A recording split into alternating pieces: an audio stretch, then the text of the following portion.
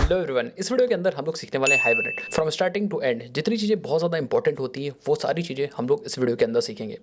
Start करेंगे hybrid क्या होता है, ORM क्या होता है एंड ORM की ज़रूरत क्या है। उसके बाद सारा सेटअप बताएंगे एंड देन हाइब्रिड से रिलेटेड सारी टर्मिनोलॉजीज मैं आपको समझाऊंगा। सेशन फैक्ट्री, सेशन, ट्रांजेक्शन, ये सारी चीज़ें क्या होती हैं। उसके बाद मैं स्टेप बाय स्टेप सिखाऊंगा कि कैसे आप हाइब्रिड को सेटअप कर सकते हो। इक्लिप्स आईडी यूज़ करके मैं पूरा गाइड दूंगा, बट आपको ये भी बताऊंगा कि अगर आप इंटेलिज या फिर कोई और आईडी यूज़ करते हो तो आप कैसे सेटअप कर सकते हो अपने सिस्टम में।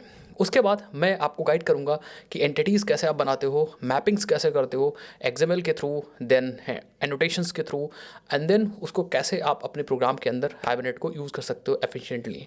साथ ही साथ मैं एक प्रैक्टिकल एग्जांपल भी लूँगा और मैं आपको बताऊँगा कैसे आप एंटिटी के साथ मैपिंग करोगे और पूरा CRUD ऑपरेशन बताऊँगा, जिसमें हम लोग HQL, JPQL, साथ ही साथ में क्राइटेरिया API का भी एग्जाम्पल समझेंगे एंड हम लोग देखेंगे वो सारी इंपॉर्टेंट चीज़ें जो आपको आनी चाहिए स्टार्ट करने के लिए। तो अगर आपको हाइब्रिड एकदम भी नहीं आता या इंटरमीडिएट लेवल का आता है तो आपके लिए ये वीडियो बहुत ज़्यादा इंपॉर्टेंट होने वाली है। चलिए वीडियो को स्टार्ट करते हैं। आपको क्या करना है, बस ये वीडियो अच्छे से देखना है जिससे कि आप हाइब्रिड को अपने प्रोजेक्ट्स में यूज़ कर सको।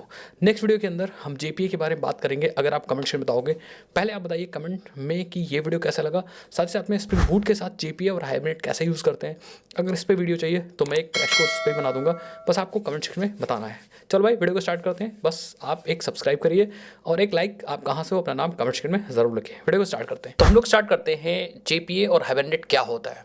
लेकिन ये कहानी स्टार्ट कहाँ से होगी, डायरेक्ट आप JPA और हाइब्रिड पे नहीं आ जाओगे।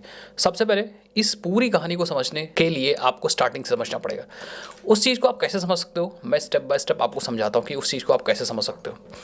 आप जब भी कोई एप्लीकेशन बनाते हो तो वहाँ पे दो चीज़ें होती हैं और उन दोनों चीज़ को आपको अच्छे समझना पड़ेगा, तभी आप काम कर पाओगे, अदरवाइज काम नहीं कर पाओगे। वो दोनों चीज़ क्या है, देखो इंपॉर्टेंट है। लेट्स सपोज कि आप एक एप्लीकेशन बना रहे हो, यहाँ पे एक जावा एप्लीकेशन बना रहे हो एंड या कोई भी एप्लीकेशन हो, बट क्योंकि हम यहाँ पे जावा से रिलेटेड स्टफ देख रहे हैं, हाइब्रिड जावा का फ्रेमवर्क है, तो हम यहाँ पे एग्जांपल लेते हैं जावा का एक ऐप है एंड ये ऐप बहुत सारा डेटा प्रोसेसिंग कर रहा होगा। तो हर एक एप्लीकेशन के पास सबसे इंपॉर्टेंट चीज़ क्या होती है, वो होती है डेटा।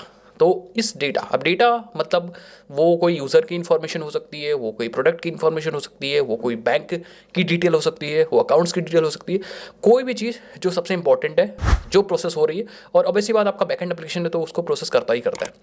अब मेन बात आती है इस डेटा की स्टोरेज कहाँ स्टोर करोगे, कहाँ पे ये डेटा रखा जाएगा परमानेंटली। अब उसके लिए आते हैं डेटाबेसेस। तो यहाँ पे हमारा जो दूसरा इंपॉर्टेंट जो होता है वो होता है DB, डेटाबेसेस। तो पहले ये इंपॉर्टेंट चीज़ थी एंड दूसरी ये इंपॉर्टेंट चीज़ होती है।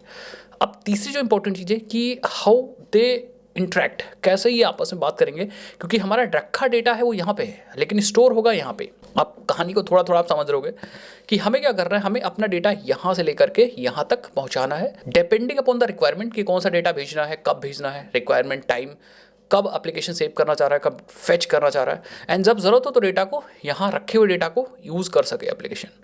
ये वैसा ही है जैसे आप एक दुकान खोल के बैठे हो सामने और आपके पास बहुत सारा स्टोर या कह सकते हो बहुत सारा इन्फॉर्मेशन है, और आप जैसे मान लो दुकान है किसी टीवी फ्रिज की, तो बहुत सारे टीवी फ्रिज हैं तो उसको आप गोदाम में रख देते हो। तो गोदाम हमारा डेटाबेस है, हमारा डेटा रखा रहेगा गोदाम में, रखा रहेगा टीवी फ्रिज, जब जरूरत होगी तो वहाँ से मंगा के हम अपने दुकान में यूज़ करेंगे। ये भी वैसा ही है। अब मेन बात होती है कि हाउ दिस जावा एप्लीकेशन, क्योंकि ये है वो है एक जावा एप्लीकेशन और ये है डेटाबेस, और ये डेटाबेस प्रोडक्ट कोई भी हो सकता है, जैसे हो सकता है MySQL आप यूज़ कर रहे हो सकता है आप यहाँ पे Oracle यूज़ कर रहे हो, कोई भी डेटाबेस प्रोडक्ट हो सकता है, Postgres, MongoDB। तो इसको इंट्रैक्शन या इंट्रैक्ट करने के लिए हमारे पास टेक्नोलॉजी है, दैट इज़ अ JDBC। इस JDBC टेक्नोलॉजी के वीडियोस मैंने अपने चैनल पे बना रखे हैं, अगर चाहो तो जाके देख सकते हो। इंपॉर्टेंट है कि कैसे हम अपने डेटाबेस से डेटा को जावा में भेजेंगे, या अपने जावा से डेटा को डेटाबेस में भेजेंगे, या बेसिकली कैसे इंट्रैक्शन होता है जावा एप्लीकेशन का डेटाबेस से। अब इंपॉर्टेंट बात है कि JDBC से हम ये काम कर तो लेते हैं, बट हमें क्या करना होता है, हमें इस डेटाबेस को समझ में आता है SQL क्वेरीज। ठीक है, फिलहाल अभी के लिए मैं MySQL की बात कर रहा हूँ, MongoDB वगैरह नहीं यहाँ पे यूज़ कर रहा हूँ। तो इसको समझ में आती है SQL क्वेरीज, मतलब SQL क्वेरीज अगर हम यहाँ से भेजते हैं तो ये डेटाबेस समझ लेगा। और जावा को ऑब्वियसली बात है, जावा की खुद लैंग्वेज है, तो जावा में हम जावा लिखते हैं, तो जावा यहाँ पे लिखते हैं, बट अब जावा का कोड यहाँ पे भेजेंगे तो इसको तो समझ नहीं आएगा, इसको तो SQL भेजना होगा। तो इंट्रैक्शन तो हो जाता है नो डाउट, बट प्रॉब्लम इसमें क्या आती है, प्रॉब्लम आती है कि इवन दो ये बार जावा डेवलपर आप यहाँ पे कोड कर रहे हो, आप यहाँ पे जावा लिख रहे हो, but in order to perform the DB operations आपको क्या करना होगा, आपको यहाँ पे बहुत सारा एसक्यूएल लिखना पड़ेगा और वो एसक्यूएल यहाँ से भेजना होगा जेडीबीसी एपीआई के थ्रू। जेडीबीसी एपीआई के थ्रू उन एसक्यूएल्स को हम भेजेंगे डेटाबेस पे और वो डेटा यहाँ या डेटाबेस क्या करेगा, उन एसक्यूएल क्वेरीज को एग्जीक्यूट करेगा क्वेरी इंजन के थ्रू एंड देन डेटा फिर से भेजेगा एंड देन उस डेटा को हम फिर से यूज़ कर पाएंगे। तो एसक्यूएल क्वेरीज अभी भी, दैट मीन्स अगर आप एक जावा डेवलपर हो और एक अच्छा एप्लीकेशन बनाना है जिसके अंदर डेटाबेस भी हो, जावा भी हो, तो कहने का मतलब आपको जावा भी आनी चाहिए प्लस एसक्यूएल क्वेरीज भी आनी चाहिए। अब यहाँ पे बहुत सारी प्रॉब्लम आती है। You are writing the SQL queries a lot, आप बहुत सारा डीबी ऑपरेशन करने के लिए बहुत सारे एसक्यूएल क्वेरीज यहाँ पे लिखोगे, बहुत सारे ऑप्टिमाइजेशन आपको खुद से करना पड़ेंगे, कैसे भी इंप्लीमेंटेशन खुद से करने पड़ेंगे। कंट्रोल तो आपके पास है but you are doing a lot of work, ठीक है, a lot of manual work. अब इस चीज़ को कैसे कम किया जा सकता है कि बीइंग अ जावा डेवलपर आपको कम एसक्यूएल क्वेरीज लिखना पड़े और डेटाबेस से इंटरेक्शन से जितने भी रिलेटेड फीचर्स हैं वो सारे ऑटोमेटिक हमें मिल जाए। तो इस प्रॉब्लम को सॉल्व करता है, ये जो प्रॉब्लम है इस प्रॉब्लम को सॉल्व करता है ORM, ऑब्जेक्ट रिलेशनल मैपिंग। ये एक टूल होता है, ठीक है, या इस पूरे कॉन्सेप्ट को ORM बोलते हैं, इट्स नॉट टूल। ये O for object, R for relational and M for mapping. ये कॉन्सेप्ट है। इस कॉन्सेप्ट में करते क्या है बात को समझना, एक बार कॉन्सेप्ट समझ गए फिर हाइबरनेट हो चाहे JPO हो चाहे कुछ भी हो, इवन दो आप चाहे जावा यूज़ करो चाहे ना जावा यूज़ करो तब भी आप कर लोगे। ये ORM यहाँ पे शहंशाह का काम करेगा, मतलब आपकी जान बचाएगा। बीइंग अ जावा डेवलपर करेगा क्या, अब ये पूरा ORM JDBC के ऊपर ही चलेगा, ठीक है, दैट मीन्स कुछ ऐसा नया नहीं है, चलेगा ये इसी JDBC के ऊपर। दैट मीन्स यहाँ पे अब आ जाएगा ORM आ जाएगा। ORM means what, ORM means कि हम क्या कर देंगे, ORM इज़ अ टूल। तो ORM एक ऐसा बंदा है, ऐसा समझो एक ऐसा बंदा है जिसको हम ये बता देंगे कि हमारे पास यहाँ पे एक टेबल रखी है डेटाबेस में और यहाँ पे एक क्लास है, ठीक है, और ये सारी इन्फॉर्मेशन हमने मैपिंग के थ्रू इसको दे देंगे। एक मैपिंग बनाएंगे, चाहे जावा के थ्रू बनाए चाहे XML के थ्रू बनाए। एक कह सकते हो एक कॉन्फ़िगरेशन होगी, एक फाइल होगी, उसके अंदर लिखी होगी कि हमारे पास यहाँ पे सपोज C1 क्लास है और T1 टेबल है। ये मैपिंग मैंने बता दी कि C1 क्लास मैप कर रही है T1 से और C1 के पास फील्ड F1 है और T1 के पास फील्ड T1 है। तो अब इस C1 का जो F1 है इस T1 के T1 से मैप कर रहा है, या इसका नाम पूछ दे दो P दे दो P1, तो इस T1 के P1 से मैप कर रहा है। तो ये मैपिंग आपने यहाँ पे बता दी। ऐसे करके सारे फील्ड्स की मैपिंग आप बता दोगे इन द कॉन्फ़िगरेशन फाइल। एक कॉन्फ़िग फाइल बनाओगे और वो सारी मैपिंग आप यहीं पे डिफाइन कर दो कॉन्फ़िग, और फिर ये फाइल हम दे देंगे अपने ORM टूल को। अब ORM टूल के पास पता है कि आप किस क्लास के ऑब्जेक्ट्स को स्टोर करोगे तो किस टेबल में जाएगा, तो ये कॉन्फ़िगरेशन के अकॉर्डिंग डिसाइड हो जाएगा। ORM टूल डिसाइड कर लेगा कि हमारी जो क्लास है वो किस टेबल से मैप है हमारे रिलेशनल डेटाबेस में। अब होगा क्या कि जब भी मुझे कोई भी काम करना है, सपोज हमें एक ऑब्जेक्ट बनाना है C1 का, हमने एक ऑब्जेक्ट बना दिया और इसे अगर सेव करना है डेटाबेस में तो हमें अलग से कोई क्वेरी लिखने की ज़रूरत नहीं पड़ेगी। हम क्या करेंगे, हम बस प्री डिफाइंड APIs मिलेगी, हम इस ORM से कहेंगे कि हमें इस ऑब्जेक्ट को सेव करना है, परसिस्ट करना है। ये ORM क्या करेगा, ये ORM देखेगा अच्छा ये किस क्लास का ऑब्जेक्ट है, क्या कॉन्फ़िगरेशन क्लास या कॉन्फ़िगरेशन इसकी कॉन्फ़िगरेशन हमारे पास है, अगर है तो मेटा डेटा से पता चल जाएगा कि ये क्लास किस टेबल से मैप कर रही थी। तो ये क्या करेगा, इस क्लास के ऑब्जेक्ट को उस टेबल के अंदर सेव कर देगा automatic. You don't have to write any query, तो हमें कोई क्वेरी लिखने की जरूरत नहीं। इस तरह से सारे बेसिक ऑपरेशन हमें मिल जाएंगे, हमें अलग से कोई क्वेरी लिखने की जरूरत नहीं पड़ेगी। इफ़ यू वांट तो हमें बहुत सारे फीचर मिलते हैं, जैसे ये हमें HQL या फिर JPQL दे देगा, हम अपनी खुद की क्वेरी भी लिख सकते हैं, क्राइटेरिया API मिल जाएगी, सेशन मिल जाएगा, बहुत सारा चीज़ मिल जाएगा जो हमारा ORM का काम करेगा। तो यही हमारा JPN हाइबरनेट है। ORM हाइबरनेट जो है हमारा ORM टूल ही है जो ऑटोमेटिक डेटाबेस ऑपरेशंस कराता है, बहुत सारे फीचर प्रोवाइड करता है। बारी बारी से एक एक करके हम लोग देखते हैं। ओके, सो अब हम लोग देख लेते हैं यहाँ पे व्हाट इज़ ORM। बाकी पूरी कहानी मैं आपको समझा चुका हूँ, तो आई थिंक अब डेफिनेशन से आपको समझ में आएगा ORM होता क्या है। Mapping Java objects to the database table, simple वही कहानी है कि हम अपने ऑब्जेक्ट्स को डेटाबेस टेबल से मैप कर देंगे, फिर हाइबरनेट से बोल देंगे भैया डेटा फेच कर दो, वो फेच कर देगा, डेटा सेव कर दो, सेव कर देगा। कुछ एडवांस स्टफ करने वो भी हम हाइबरनेट से बोलते जाएंगे और हाइबरनेट हमारी हेल्प करता जाएगा। हाइबरनेट मींस ORM टूल, जितने भी ORM टूल होंगे कोई जरूरी नहीं हाइबरनेट हो, Eclipse, Toppling, बहुत सारे ऐसे हैं, ठीक है। अब क्यों हमें ORM यूज़ करना है ये भी हमें समझना है, क्यों हाइबरनेट यूज़ करना है अगर हमारे पास JDBC है तो। इसको भी समझ लो। ये क्या करेगा, ये बहुत सारे कोड को कम कर देगा। जो कोड हम JDBC में फर्जी लिख रहे थे, इट्स नॉट फर्जी, बट हाँ बार बार बॉयलर प्लेट कोड्स जो हमें लिखने ही पड़ रहे थे छोटे काम को करने के लिए भी, तो वो उन कोड्स को ये रिड्यूस कर देगा। इवन दो इट एलिमिनेट्स, वो एलिमिनेट्स ही कर देगा, खत्म कर देगा। हमें एक्स्ट्रा स्टफ करने की जरूरत नहीं, जो रिक्वायर्ड है वही काम हमें अलग से करना पड़ेगा। अदरवाइज फिर अगर सारा लिखना ही पड़ेगा तो फायदा क्या है इसका, ठीक है। So it eliminates boiler plate JDBC codes जो हमें एक्स्ट्रा लिखना पड़ता था। ऑटोमेटिक ट्रांजेक्शन मैनेजमेंट, अब यहाँ पे आपको कुछ भी ट्रांजेक्शन मैनेजमेंट का एक्स्ट्रा कोड लिखने की ज़रूरत नहीं है। हमें ये एक ऐसा तरीका प्रोवाइड करता है जिसकी वजह से हम लोग ऑटोमेटिक ट्रांजेक्शन को मैनेज कर सकते हैं। ट्रांजेक्शन क्या होता है, आई थिंक आपको पता होगा, नहीं पता तो कमेंट में बताओ भाई, हम बताएंगे आपको, वीडियो बना देंगे, शॉर्ट बना देंगे उस पर। ट्रांजेक्शन इज़ वेरी इंपॉर्टेंट अगर आप परसिस्टेंस से रिलेटेड काम करते हो। Next, portability across the different databases. Yes, it is very important. Portability across the different databases मतलब ये है कि जब आप एप्लीकेशन बनाते थे और डेटाबेस से इंटरेक्ट करते थे और क्वेरीज को अपने एप्लीकेशन के अंदर डायरेक्टली लिख देते थे JDBC के थ्रू, तो हर एक डेटाबेस की अलग क्वेरी होती है। तो अगर आपने किसी डेटाबेस, सपोज आप MySQL यूज़ कर रहे हो, MySQL की क्वेरी आपने अपने जावा एप्लीकेशन में लिख दिया, अब वो एप्लीकेशन टाइटली कपल्ड हो गया आपके MySQL के साथ। दैट मीन्स फ्यूचर में अगर आपको MySQL हटा के Postgres लगाना है तो आपको पूरा जावा एप्लीकेशन बदलना पड़ेगा। इस वाले प्रॉब्लम को ORM हटा देता है। ये ऐसा फीचर हमें प्रोवाइड करता है जिसकी हेल्प से हम इंडिपेंडेंट क्वेरीज लिख सकें डेटाबेस पे। मतलब अगर हम MySQL के साथ काम करें और अगर हमें क्वेरी लिखनी भी हुई तो वहाँ पे हम JPQL यूज़ करेंगे, HQL यूज़ करेंगे। इसकी हेल्प से हम जो क्वेरीज लिखेंगे या जो बेसिक ऑपरेशन परफॉर्म करेंगे वो डेटाबेस स्पेसिफिक नहीं होगा, वो जर्नल सारे डेटाबेस के साथ हम काम कर सकते हैं और वो सबके साथ चल जाएगा। फ्यूचर में अगर MySQL के साथ हमें मज़ा नहीं आ रहा है और हम Postgres यूज़ करना चाह रहे हैं तो हम Postgres यूज़ कर सकते हैं बहुत आसानी से without changing all the code inside your Java application. तो हम जावा एप्लीकेशन को सेम रखेंगे और बस थोड़ा बहुत चेंज होगा, ड्राइवर चेंज होगा, ये चेंज होगा, वो चेंज होगा, बस उसके बाद हमारा डेटाबेस चेंज हो जाएगा। So it is very important and very useful. Next, reduce SQL dependency with HQL। ये वही पॉइंट है जो मैंने ऊपर बताया। पहले हम डिपेंडेंसी या डिपेंडेंट कोड लिखते थे डेटाबेस पे, अब हम लोग HQL हाइबरनेट क्वेरी लैंग्वेज या फिर JPQL लिख रहे होंगे। ये JPQL हाँ जो क्वेरी लैंग्वेज है वो डेटाबेस पे नहीं चलता, वो हमारे हाइबरनेट या एंटिटीज़ पे चलता है, तो वो डेटाबेस डिपेंडेंट नहीं होता है। आई थिंक आपको समझेगा। ऐसे बहुत सारे फीचर हैं जो हमें ORM देगा, सेशन मैनेजमेंट वगैरह भी, कैशिंग, बहुत सारे फीचर्स हमें देता है। इवन हाइब्रिड तो बहुत सारे फीचर देता है। धीरे धीरे मैं बात करूंगा और सबके बारे में और सबको मैं बताऊंगा, एक्सप्लेन करूंगा कि क्या कैसे कर रहे हैं।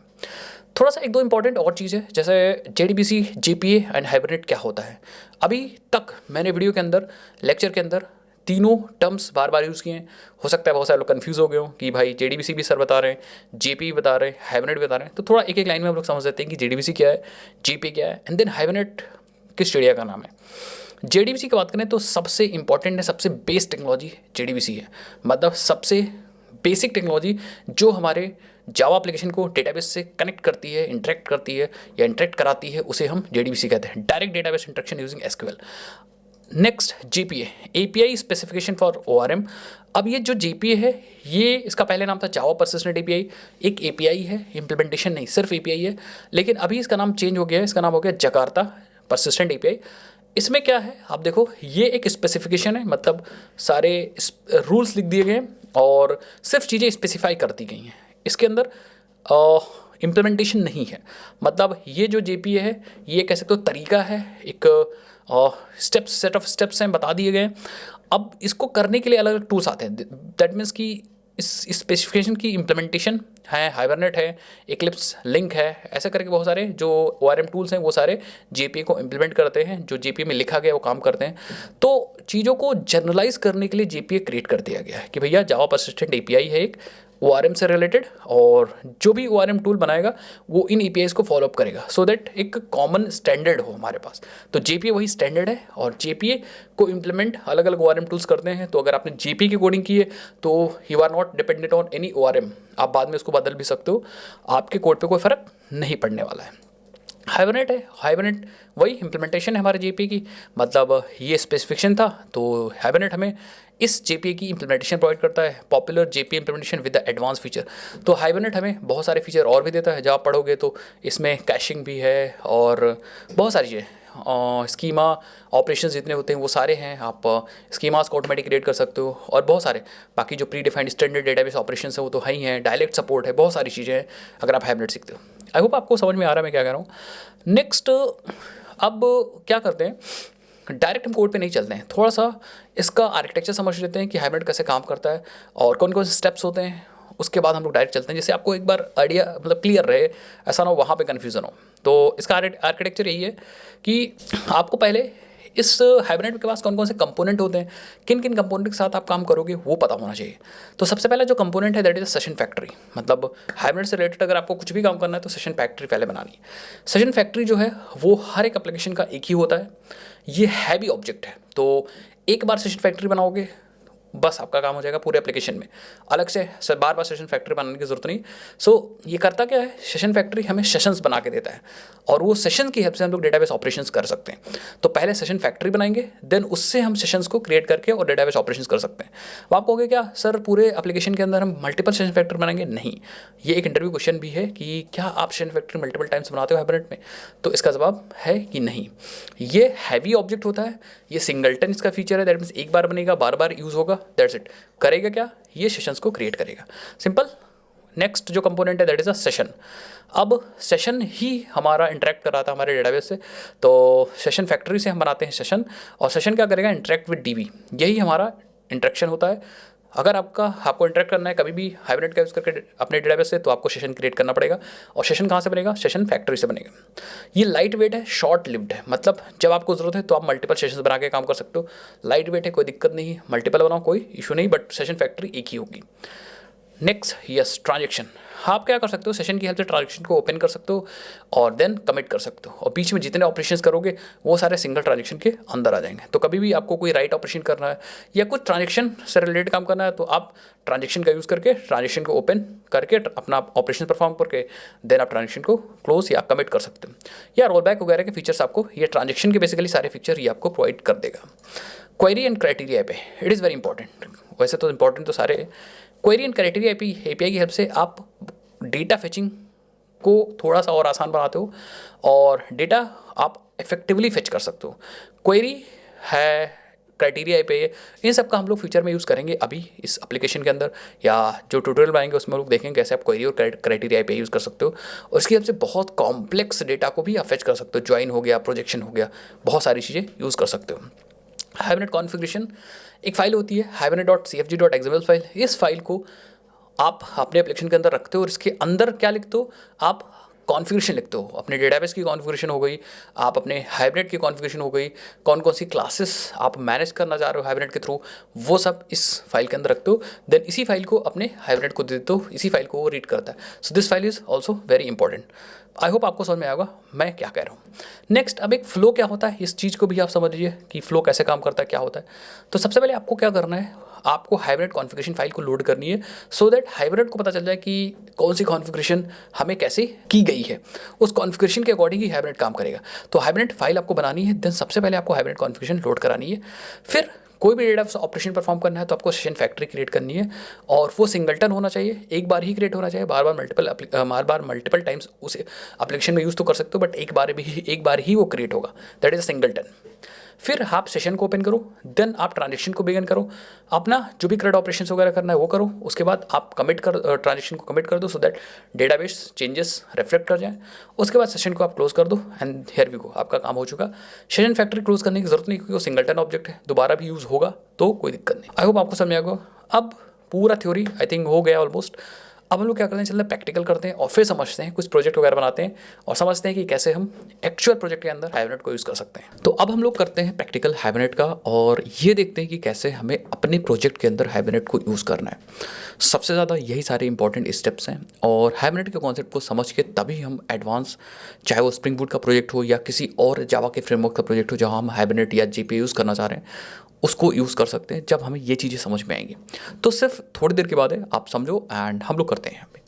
तो हाइब्रिड क्योंकि डेटाबेस फ्रेमवर्क है, डेटाबेस पे काम करता है, तो हाइब्रिड को चलाने के लिए या हाइब्रिड को यूज़ करने के लिए हमें डेटाबेस चाहिए होगा।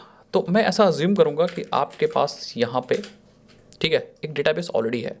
अभी डेटाबेस कोई भी हो सकता है, फिलहाल मैं यहाँ पे माई स्क्वेल यूज़ करूँगा। अगर आपकी मर्जी है तो आप यहाँ पे पोस्टग्रेस या कोई और रिलेशनल डेटाबेस यूज़ कर सकते हो।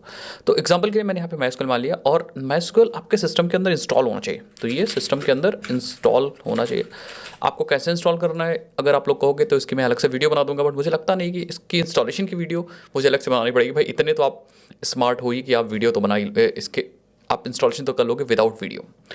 तो एक डेटाबेस आप इंस्टॉल करिए। मैंने अपने सिस्टम के अंदर डेटाबेस इंस्टॉल कर रखा है। मैं चाहूँ तो उसको कमांड लाइन से चला सकता हूँ, चाहूँ तो उसका कोई सॉफ्टवेयर या GUI यूज़ कर सकता हूँ। जैसे वर्कबेंच हुआ तो वर्कबेंच आप यूज़ कर लो, या हमारे पास DB वेवर है यहाँ पे, GUI है, या फिर बहुत सारे GUI आप यूज़ कर सकते हो।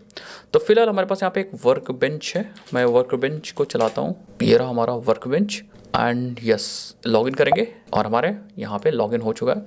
एंड काम करने के लिए हमने यहाँ पे कुछ डेटाबेसेस बना रखे हैं। जैसे हमारे पास एक हाइबर डेटाबेस है, इसके अंदर एक टेबल है, तो फिलहाल अभी हम डिलीट कर देंगे। ये टेबल बनेगी बाद में, जब हम लोग काम करेंगे तो हमने डिलीट कर दिया। हम इसी डेटाबेस के साथ काम करेंगे। अगर आपको कोई डिटेल चाहिए इंस्टॉलेशन की या किसी और की तो आप मुझे बता सकते हो, मैं आपकी हेल्प कर दूंगा। कमेंट सेक्शन में कमेंट करके बताइए। नेक्स्ट हमारे पास कोड लिखने के लिए, जावा का एप्लीकेशन बनाने के लिए, क्योंकि यहाँ पे चाहिए होगा जावा का एप्लीकेशन भी। तो यहाँ पे हमारे पास जावा का एप्लीकेशन बनाने के लिए एक आईडी होनी चाहिए। तो आईडी के लिए आप बहुत फेमस है, जैसे इंटेलिजे आप यूज़ कर सकते हो या फिर इक्लिप्स यूज़ कर सकते हो। अब इंटेलिजे में भी आप पेड यूज़ कर सकते हो, फ्री यूज़ कर सकते हो, आपकी मर्जी। बट फिलहाल मैं इक्लिप्स यूज़ करूँगा जो कि टोटली फ्री है। और इक्लिप्स को भी इंस्टॉल करना, डाउनलोड करना बहुत ईजी है। आप गूगल पे चले जाइए और यहाँ पे Eclipse for Java EE use करिए, जावा एडवांस वर्जन या एंटरप्राइज एडिशन वाला इक्लिप्स डाउनलोड करिए, इंस्टॉल करिए। और मैं क्या करता हूँ, मेरे सिस्टम के अंदर ऑलरेडी इक्लिप्स इंस्टॉल है, तो मैं ओपन कर लेता हूँ। इक्लिप्स खुल जा, यस। तो इक्लिप्स मैंने यहाँ पे ओपन कर लिया। ये हमारा इक्लिप्स ओपन हो चुका है। Wait for yes. तो हमारे पास इक्लिप्स ओपन हो चुका है। ये मैंने पूरा कस्टमाइज़ कर रखा है। अगर आपको इसकी वीडियो चाहिए तो आप मुझे बताइएगा कैसे इक्लिप्स को कस्टमाइज़ करेंगे, थीम कैसे चेंज करेंगे, या कैसे हम एक्स्ट्रा प्लगइन्स वगैरह इंस्टॉल कर सकते हैं, वो मैं आपको बताऊंगा। बहुत मज़ेदार चीज़ है, ठीक है। और इक्लिप्स को अपने हिसाब से कस्टमाइज़ कर सकते हैं। चलो नाउ अब हमारे पास इक्लिप्स है जहाँ पे हम जावा का एप्लीकेशन लिख सकते हैं। जावा तो इंस्टॉल होगा ही होगा भाई, आपने थोड़ा बहुत तो काम किया होगा। अब हम क्या करेंगे, एक सिंपल सा मेवन प्रोजेक्ट बनाएंगे, उसके बाद कुछ करेंगे, ठीक है। एक मेवन प्रोजेक्ट बनाएंगे। तो आपको क्या करना है, फाइल पे चलना है, न्यू पे चलना है और यहाँ पे एक मेवन प्रोजेक्ट पे क्लिक करना है। जैसे आप क्लिक करोगे यहाँ पे कुछ विंडो ऐसे दिखेगी, मैं कहूँगा ठीक है, कोई दिक्कत नहीं। अब इसको समझिए, ये कह रहा है कि यूज़ अ डिफ़ॉल्ट वर्क स्पेस लोकेशन, कि आपने जहाँ पे काम कर रहे हो उसी वर्क स्पेसेस में, या जो वर्क स्पेस के डिफॉल्ट लोकेशन वहीं पे प्रोजेक्ट बनाना चाह रहे हो, मैं कहूँगा ठीक है हाँ मुझे बनाना है। देन हमारे पास यहाँ पे create a simple project, skip arc type selection, तो मैं इसको अभी छोड़ दूंगा, ठीक है। और इसमें कुछ भी नहीं करूँगा, मैं सिंपली नेक्स्ट पे क्लिक करूँगा। एंड यहाँ पे पूछेगा आप जो मेवन यूज़ कर रहे हो, मेवन का कौन सा आर्क टाइप यूज़ करोगे। तो मैं सिंपली, क्योंकि मुझे बहुत सिंपल एप्लीकेशन हाइबरनेट का बनाना है, तो हाइबरनेट में बहुत सिंपल जावा कोर के एप्लीकेशन में, स्टैंड अलोन एप्लीकेशन में यूज़ करूँगा।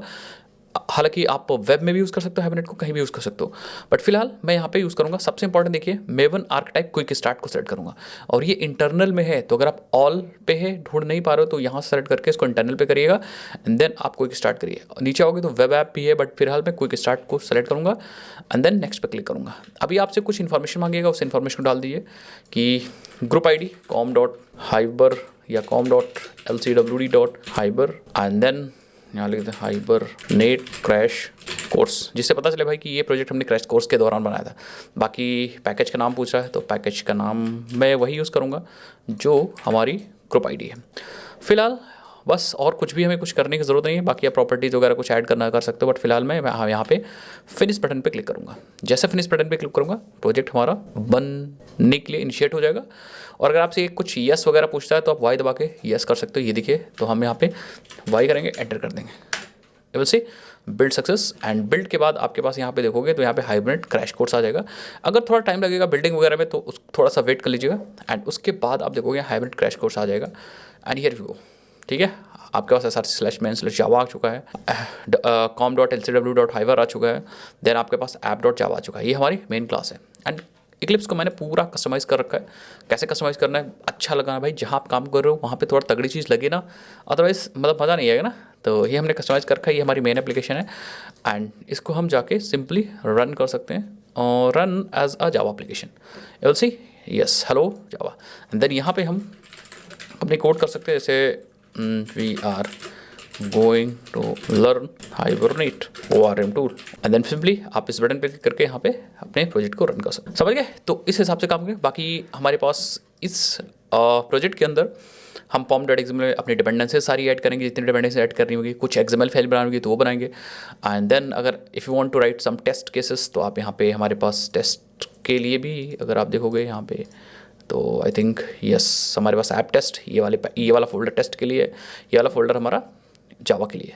बाकी हमारे पास अगर रिसोर्सेज रखने हैं तो रिसोर्सेज के लिए आप बाय डिफ़ॉल्ट आ जाता है रिसोर्सेज फोल्डर, बट अगर नहीं आया तो हम यहाँ पे जावा मेन के अंदर आई थिंक मेन के अंदर हम राइट क्लिक करके और यहाँ पे मेन के अंदर रिसोर्सेज नाम से एक फ़ोल्डर बना सकते हैं। तो मैं बनाऊँगा रिसोर्सेज एंड फिनिश पे क्लिक कर दूँगा। ये सी जैसे आप यहाँ पे रिसोर्सेज फोल्डर बनाओगे अपने आप से src/main/resources नाम से ऊपर से देखिए यहाँ पे पैकेज टाइप आ जाएगा, यहाँ पे आप काम कर सकते हो। Now this folder is link to a resource folder. तो अगर यहाँ पे आपको कोई फाइल रखनी है तो आप src/main/resources के अंदर रख सकते हो। जैसे अगर हाइबरनेट की कॉन्फ़िगरेशन रखनी हुई तो हम यहाँ पे राइट क्लिक करेंगे, न्यू पे जाएंगे और यहाँ पे एक फाइल बना लेंगे, that is a hibernate.cfg.xml file. तो ये हमारी हाइबरनेट की XML फाइल हो जाएगी। इसके अंदर DDT वगैरह लगाएंगे, कॉन्फ़िगरेशन लिखेंगे, वो सब चीज़ हम लोग करते हैं। एंड बाकी अगर कोई क्लासेस वगैरह बनानी होगी तो हमें पता ही है हम क्या कर सकते हैं, यहाँ पे अपने जावा के अंदर कोई भी क्लास एक्स्ट्रा ऐड कर सकते हैं। तो चलो अब हाइबरनेट की डिपेंडेंसी लाते हैं। फिलहाल हम इस कॉन्फ़िग को डिलीट कर देते हैं, ये सिंपली मैंने आपको समझाने के लिए बनाया था। तो let me delete, yes delete कर दिया। एंड अब हम बात करते हैं हाइबरनेट क्या होता है तो बात कर लीजिए, कैसे अपने प्रोजेक्ट में लाना है, उसको कैसे यूज़ करना है, उसकी कॉन्फ़िगरेशन कैसे करनी है, जावा XML वो सब बात करते हैं। तो अब हम लोग क्या करते हैं, हाइबरनेट को अपने प्रोजेक्ट में ऐड करते हैं। ऐड करने का सिंपल सा रूल है, पहले मैं आपको एक काम करता हूँ, आपको ले चलता हूँ इंटरनेट पर और यहाँ पर मैं हाइबरनेट की वेबसाइट दिखाता हूँ। यहाँ पे हाइबरनेट जाओगे तो यहाँ पे ये रही हाइबरनेट की वेबसाइट http://hibernate.org। ये है हाइबरनेट की ऑफिशियल वेबसाइट और यहाँ पे आपको सब चीज़ मिलेगी, what is hibernate and everything about hibernate. अगर आप इस पर क्लिक करके देखोगे ये रही वेबसाइट और यहाँ से आपको सारी चीज़ मिल सकती है कि हाइबरनेट क्या है। एंड यही मज़ेदार चीज़ है भाई, this is a very important thing जो आपको पता होना चाहिए।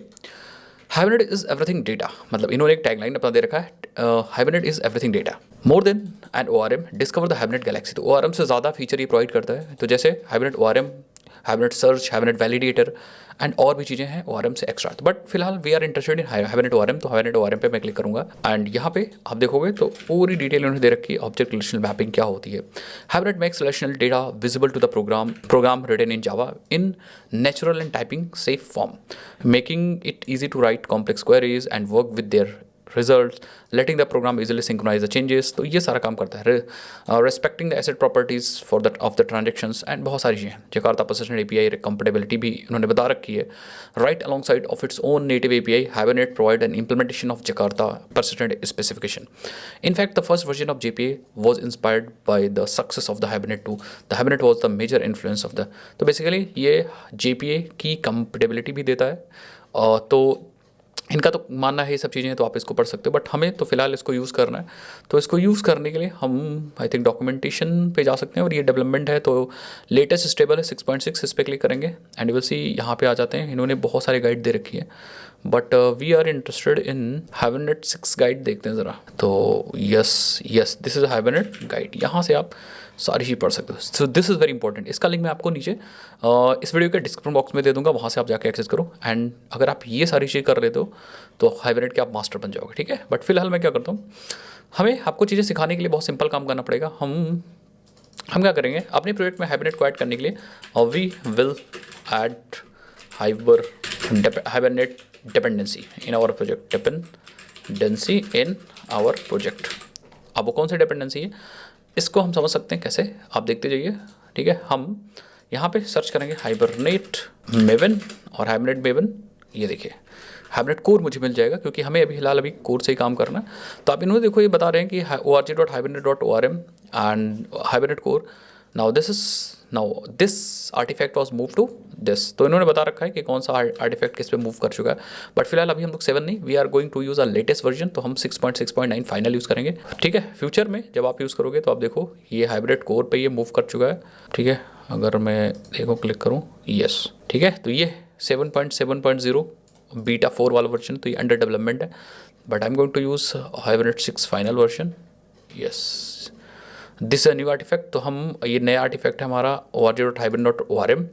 और पहले क्या था भाई, ये पहले I think we were using org dot Hibernate, तो अभी हम लोग org dot Hibernate dot ORM पे मूव कर चुके हैं। तो अब हम यहाँ पे आ चुके हैं, देखो यस, ठीक है। ये this a new artifact, new version of this artifact that is org dot Hibernate dot ORM। तो अब हमें ये यूज़ करना, पहले अगर हम हाइबरनेट को यूज़ करते थे या हमारे पुराने प्लेलिस्ट के अंदर अगर हमने यूज़ किया है तो हम लोगों ने यहाँ पे org डॉट हाइबरनेट यूज़ किया, बट अब org dot Hibernate dot ORM इन्होंने अलग कर दिया। मैं कहूँगा ठीक है, हम we will just copy this and हम अपने प्रोजेक्ट के अंदर आएंगे, pom.xml ओपन करेंगे और यहाँ पे अपने डिपेंडेंसीज के अंदर चिपका देंगे। और अभी मुझे यही सिर्फ चाहिए भी, और कुछ भी मुझे चाहिए भी नहीं, ठीक है। We don't want this any more, अभी हमें कुछ भी नहीं चाहिए। तो हम इसी को उठा लो यहाँ पे और इसको हल्का सा अंदर ले लो एंड सेव कर लो एंड देन आप प्रोजेक्ट पे चले जाओ और इसको अपडेट कर लो। इसका शॉर्टकट भी आप यूज़ कर लो, कोई दिक्कत वाली बात नहीं, एंड देन अपडेट कर लो। जैसे आप अपडेट करोगे डिपेंडेंसीज अपने आपके प्रोजेक्ट में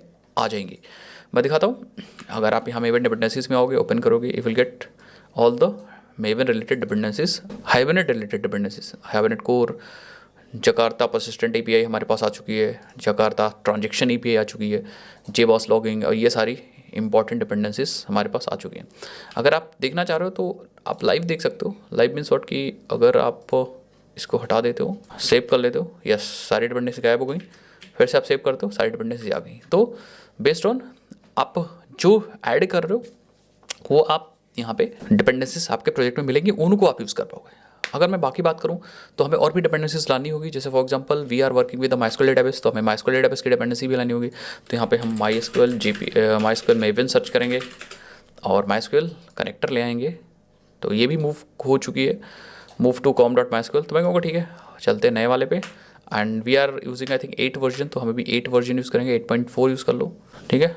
यस, कॉपी कर लेंगे, इसको कर लो कॉपी एंड फिर से अपने प्रोजेक्ट के अंदर आओ, अगेन pom.xml में इसको भी पेस्ट कर दो, सेव कर दो, यू विल सी आपके पास MySQL कनेक्टर भी आ चुका है, ठीक है 8.4। तो अब हम MySQL के साथ कनेक्टिविटी कर सकते हैं। कैसे करना है वो सब चीज़ मैं आपको बताता हूँ, बस आप ध्यान से देखते जाइए। बस मुझे लगता है 2 ही चाहिए, बाकी अगर आपको हाइबरनेट एनोटेशन चाहिए तो अलग से लगा सकते हो, और भी जो भी चीज़ें चाहिए आप अलग से अपने प्रोजेक्ट के अंदर लगा सकते हो, ठीक है। परसिस्टेंट API चाहिए तो आप जकार्ता परसिस्टेंट API भी लगा सकते हो, बट फिलहाल अभी मुझे नहीं चाहिए, ना JPA चाहिए, API उसकी चाहिए, सिर्फ हमें हाइबरनेट यूज़ करना। तो हमने हाइबरनेट की डिपेंडेंसी यहाँ पे डाल दी, हाइबरनेट कोर की डिपेंडेंसी यहाँ पे डाल दी है, जो कि हमें कैसे मिली ये भी मैंने आपको गाइड कर दिया। अब क्या करेंगे, I am going to create one file, क्योंकि देखो मेन चीज़ क्या है कि जब हमारा डेटाबेस इंटरेक्ट करेगा, ठीक है, हमारा ये रहा डेटाबेस, तो हमारे इस डेटाबेस से हमारा एक एप्लीकेशन इंटरेक्ट करेगा, एप्लीकेशन इंटरेक्ट कर रहा होगा। तो लेट्स सपोज ये एप्लीकेशन है, जावा एप्लीकेशन है, इसके आड़ में बैठ के ORM सारा काम कर रहा होगा, तो ये हमारा ORM है। तो एक्चुअल हाइबरनेट जो है, हाइबरनेट सारा काम कर रहा होगा डेटाबेस इंटरेक्शन, ठीक है। तो होगा क्या, हुआ कुछ ऐसा कि जब इस एप्लीकेशन को डेटाबेस से ज़रूरत होगी तो ये हाइबरनेट से बोलेगा और हाइबरनेट हमारे डेटाबेस से इंटरेक्ट कर रहा होगा। तो हाइबरनेट के पास आपके डेटाबेस की इन्फॉर्मेशन होनी चाहिए, डेटाबेस को कनेक्ट करने की सारी इन्फॉर्मेशन होनी चाहिए कि उसका URL क्या है, यूज़र नेम क्या है, पासवर्ड क्या है। तो वो इन्फॉर्मेशन, डेटाबेस इन्फॉर्मेशन हम हाइबरनेट को बताएंगे with the help of hibernate configuration file, hibernate configuration file. इस फाइल के अंदर हम डेटाबेस की सारी इन्फॉर्मेशन लिख देंगे और हाइबरनेट की कुछ अलग से इन्फॉर्मेशन है उसको लिख देंगे। कैसे, हम आएंगे और रिसोर्सेज के अंदर राइट क्लिक करके और एक नई फाइल बनाएंगे जिस फाइल का नाम होगा hibernate dot cfg.xml file. Yes, इस फाइल के अंदर हम सारा कॉन्फ़िगरेशन लिखेंगे। क्या क्या लिखना है आप बस देखते रहिए, मैं आपको बताता हूँ, ठीक है। सबसे पहले हम DDT लाएंगे, तो हम यहाँ पे आएंगे, गूगल पे सर्च करेंगे हाइबरनेट DDT, ठीक है। और यहाँ पे जाओगे तो हम हाइबरनेट का जो लेटेस्ट वर्जन 3 वाला उसका DDT यूज़ करेंगे। यस, आपको क्या करना है, इसको ओपन कर लेना है अपने एक एडिटर से और बहुत सिंपल ये वाली DDT डॉक्यूमेंट टाइप डेफिनेशन है, इसको कॉपी कर लो। सबसे पहले वर्जन ले आओ, XML का वर्जन ले आओ, यहाँ पे ये XML वर्जन है एंड देन आप इस DDT को कॉपी कर लो, ठीक है, ये कॉपी कर लो एंड देन आप टैग्स को यूज़ कर सकते हो। जैसे फॉर एग्जांपल अगर मैं यहाँ पे यूज़ करूँ हाइबरनेट कॉन्फ़िगरेशन, ठीक है, सो आप यहाँ पे देख सकते हो हाइबरनेट कॉन्फ़िगरेशन लगाना है एंड देन हाइबरनेट कॉन्फ़िगरेशन के अंदर सारी प्रॉपर्टीज़ लगानी। जैसे हमें चाहिए होगा सेशन फैक्ट्री। अगर आपको थ्योरी वाली क्लास में मैंने आपको बताया था कि हमें एक सेशन फैक्ट्री बनानी होती है, तो हम बनाएंगे यहाँ पे सेशन फैक्ट्री, और इस सेशन फैक्ट्री के अंदर हम वो सारी प्रॉपर्टीज़ रख देंगे जैसे डेटाबेस कॉन्फ़िगरेशन, एंड साथ ही साथ में हाइब्रिड की भी कॉन्फ़िगरेशन हम रखेंगे। यहाँ पे कॉन्फ़िगरेशन बहुत सारी होंगी वो रखेंगे, और अपनी मैपिंग भी रखेंगे। ठीक है, कौन सी क्लास किस टेबल से मैप कर रही है वही होगा यहाँ पे। तो यहाँ पे क्लास या फिर एग्जाम्पल या फिर क्लास मैपिंग्स, तो ये सारी चीज़ें इंपॉर्टेंट है। ठीक है, अब कैसे रखना है, क्योंकि ये एग्जाम्पल फाइल है तो हमें टैग के माध्यम से रखना है। तो अब देखो डेटाबेस में अलग अलग प्रॉपर्टीज़ हैं, अलग अलग प्रॉपर्टीज़ को रखने के लिए हमारे पास जो टैग है that is a property tag. और प्रॉपर्टी का नाम बताएंगे, तो सबसे पहले लेट सपोज कि हमें URL बताना है, तो यहाँ पे लिखेंगे hibernate dot connection dot URL, और यहाँ पे हम बता देंगे URL। ठीक है, तो जैसे हमारे MySQL का URL क्या है, JDBC colon MySQL//localhost:3306, and then हमें चाहिए डेटाबेस, तो वो डेटाबेस हमारा हाइबर। ठीक है, सो ये हमारा URL है, बाकी आप इसको नेट से भी देख सकते हो। देन अगेन हमें बताना है यूज़र नेम पासवर्ड, तो आप यहाँ पे प्रॉपर्टी यूज़ करोगे, property that is again hibernate dot connection user name, and user name है root, and then again password हमें property hibernate dot connection dot password, तो अपने डेटाबेस का पासवर्ड है रूट 34, ये लोकल पासवर्ड है। एंड देन हमें यहाँ पे ड्राइवर क्लास नेम रखना है, तो हम अगेन यहाँ पे प्रॉपर्टी में हम एट्रीब्यूट यूज़ करेंगे name Hibernate dot connection dot driver class. So what is actually the driver class we will going to use, हम यूज़ करेंगे यहाँ पे com.mysql.cz.jdbc.driver, आई थिंक यही हमारा ड्राइवर होता है, यस। तो ये हो गई डेटाबेस की कॉन्फ़िगरेशन। अब हाइब्रिड की कॉन्फ़िगरेशन होगी, जैसे डायलेक्ट हमारा कौन सा है, सो SQL को ट्रू करना है कि फॉल्स करना है, फॉर्मेट SQL क्या करना है, इसी तरह बहुत सारी हाइब्रिड की कॉन्फ़िगरेशन है, उसको हम बता सकते हैं यहाँ सेम प्रॉपर्टीज़ के माध्यम से। देखो, तो हम यहाँ पे अगेन फिर से यूज़ करेंगे प्रॉपर्टीज़, नेम में हम यूज़ करेंगे हाइबरनेट डॉट डायलेक्ट, एंड यहाँ पे हम डायलेक्ट बताएंगे org.hibernate.dialect। अब आप लोग कहोगे सर डायलेक्ट होता क्या है, वो भी मैं आपको बताता हूँ। तो dialect dot MySQL 8 dialect, spelling में ध्यान दीजिएगा भाई। तो ये है प्रॉपर्टी, तो इसको हमें बनाना है बाहर। ठीक है, कट कर लो एंड देन इसको बंद करो, और फिर आप आ जाओ एंड यहाँ पे डालो। ठीक है, सो होता क्या कि हर एक डेटाबेस का एक अलग खुद की भाषा होती है, लैंग्वेज होती है, एंड उस लैंग्वेज को रिप्रेजेंट करने के लिए हाइबरनेट डायलेक्ट का यूज़ करता है। तो अब जैसे MySQL हम यूज़ कर रहे हैं, तो यहाँ पे हमने यूज़ किया MySQL 8 डायलेक्ट, दैट मीन्स अब जो हाइबरनेट क्वेरीज को क्रिएट करेगा वो यूज़ करेगा MySQL 8 डायलेक्ट को क्वेरीज को बनाने के लिए। समझ गए सब लोग? सो अब पोस्टग्रेस आप यूज़ करोगे तो डायलेक्ट चेंज हो जाएगा, अगर आप Oracle DB यूज़ करोगे तो ये डायलेक्ट दूसरा हो जाएगा। इसी तरह आपको हर एक डेटाबेस का खुद का डायलेक्ट मिलता है। देन हम चाहते हैं कि हमारी क्वेरीज जो फायर अप हो रही है वो क्वेरीज हमें दिखें कंसोल पे, तो हम यहाँ पे यूज़ करेंगे प्रॉपर्टी, एंड प्रॉपर्टी यूज़ करेंगे hibernate dot so SQL, and इसको कर देंगे ट्रू। तो ये क्या करेगा, इस प्रॉपर्टी के माध्यम से हमारी सारी क्वेरीज हमारे डेटाबेस पे जो फायर होंगी वो हमें कंसोल पे दिखेंगी। ठीक है, फिर हमें चाहिए कि भैया जो क्वेरीज दिख रही हो फॉर्मेटेड वे में हो, तो हम एक प्रॉपर्टी और यूज़ करेंगे that is a hibernate dot format_SQL, and इसको भी हम ट्रू कर देंगे। फिर हम चाहते हैं कि भैया हम स्कीमा पे भी कंट्रोल रखें खुद का। हम चाहते हैं कि हमारे पास टेबल पहले से ना हो, हम table according to the mapping create करना चाह रहे हैं। ठीक है, तो स्कीमा पे भी कंट्रोल करने के लिए हमारे पास एक प्रॉपर्टी होती है हाइबरनेट डॉट HBM2DDL.auto, तो वो भी प्रॉपर्टी हम यहाँ पे यूज़ कर सकते हैं, property hibernate dot HBM2DDL.auto, and यहाँ पे हम अगेन अपडेट यूज़ कर सकते हैं। अपडेट मीन्स कि नेसेसरी जो ज़रूरत होगी अकॉर्डिंग टू द स्कीमा, जो हम एंटिटीज़ बनाएंगे, मैपिंग्स बनाएंगे, अगर हमारे पास स्कीमा नहीं है तो उसको क्रिएट कर देगा। तो इसके कई सारे यहाँ पे ऑप्शन होते हैं, जैसे एक होता है अपडेट के बाद, एक होता है नन भी होता है कि हमें कुछ करने की ज़रूरत नहीं है। इसी तरह हमारे पास क्रिएट एंड अपडेट होता है। ठीक है, अपडेट है तो अपडेट यूज़ करते हैं, क्योंकि अगर हमारे पास है नहीं तो क्रिएट हो जाएगा। ठीक है, बाकी आप देख सकते हो। तो ये हो गया हाइब्रिड कॉन्फ़िगरेशन। ऐसे ही हमें मेन चीज़ क्या है, इसमें मेन चीज़ प्रॉपर्टीज़ है। इन प्रॉपर्टीज़ का यूज़ करिए इन वैल्यूज़ को देने के लिए। तो जब भी सेशन फैक्ट्री यूज़ होगा तो सेशन फैक्ट्री कनेक्शन की इन्फॉर्मेशन भी बना लेगा और हाइब्रिड की इन्फॉर्मेशन भी बना लेगा। अब बात करते हैं मैपिंग्स की, कि सेशन फैक्ट्री जब बनेगा तो ये दोनों इन्फॉर्मेशन तो उसके पास होंगी, साथ साथ में मैपिंग्स भी, कौन सी टेबल किस क्लास से मैप कर रही है, कौन सी टेबल किस XML फाइल से मैप कर रही है। तो हमारे पास दो ऑप्शन होते हैं, ठीक है, कि हमें मैपिंग को बनाने के वी हैव टू ऑप्शंस। या तो हम मैपिंग क्रिएट करना है तो या तो हम एक क्लास बना लें, ठीक है, क्लास बेस्ड मैपिंग कर लें, ठीक है। फॉर द मैपिंग्स के लिए सबसे पहला तरीका हम यूज़ करते हैं क्लास, कि हम टेबल को, ये हमारी डेटाबेस टेबल है, और इस टेबल को मैप करने के लिए हम बना लेंगे एक क्लास और इस क्लास से मैप कर देंगे।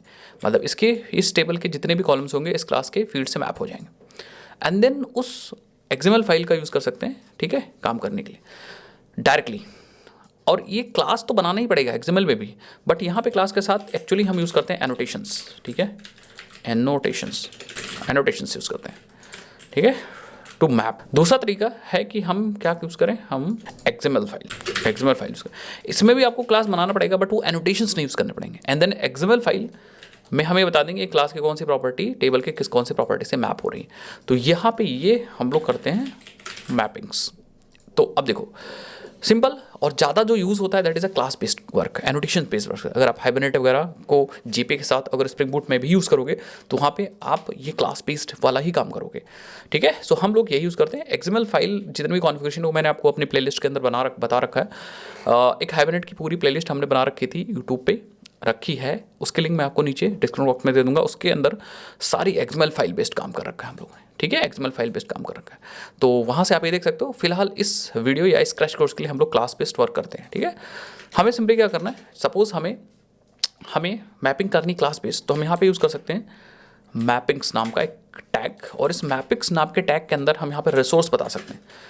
रिसोर्स अगर लिखना है तो यहाँ पे हमें XML फाइल लिखनी है, ठीक है। We have to file the path of XML file. यहाँ पे हमें XML फाइल का पाथ पास करना है, लेकिन क्योंकि हमें XML फाइल नहीं यूज़ करनी, हमें यहाँ पे क्लास यूज़ करना है। तो फॉर द क्लास हम क्या यूज़ करेंगे, अगेन मैपिंग वाला टैग यूज़ करेंगे। हम यहाँ पे देखते जाओ, हम यहाँ पे अगेन मैपिंग वाला टैग यूज़ करेंगे, लेकिन मैपिंग वाले टैग में कुछ इंपॉर्टेंट चीज़ें होंगी, दैट इज़ यहाँ पे पास कर सकते हैं क्लास, और हम अपनी क्लास का नाम यहाँ बता सकते हैं। तो जितने भी क्लासेस हम मैप करना चाह रहे हैं उतने हम यहाँ पे मैपिंग टैग यूज़ कर सकते हैं, और मैपिंग टैग के अंदर क्लास यूज़ कर सकते हैं, ठीक है। सो जैसे फॉर एग्जांपल हमें एक स्टूडेंट स्टोर करना है अपने डेटाबेस के अंदर, तो हम यहाँ पे एक क्लास बनाएंगे। एक पहले पैकेज बना लो अलग से, तो let me create one package, नाम होगा डॉट एंटिटीज, 2 डॉट क्यों लग गया, ठीक है।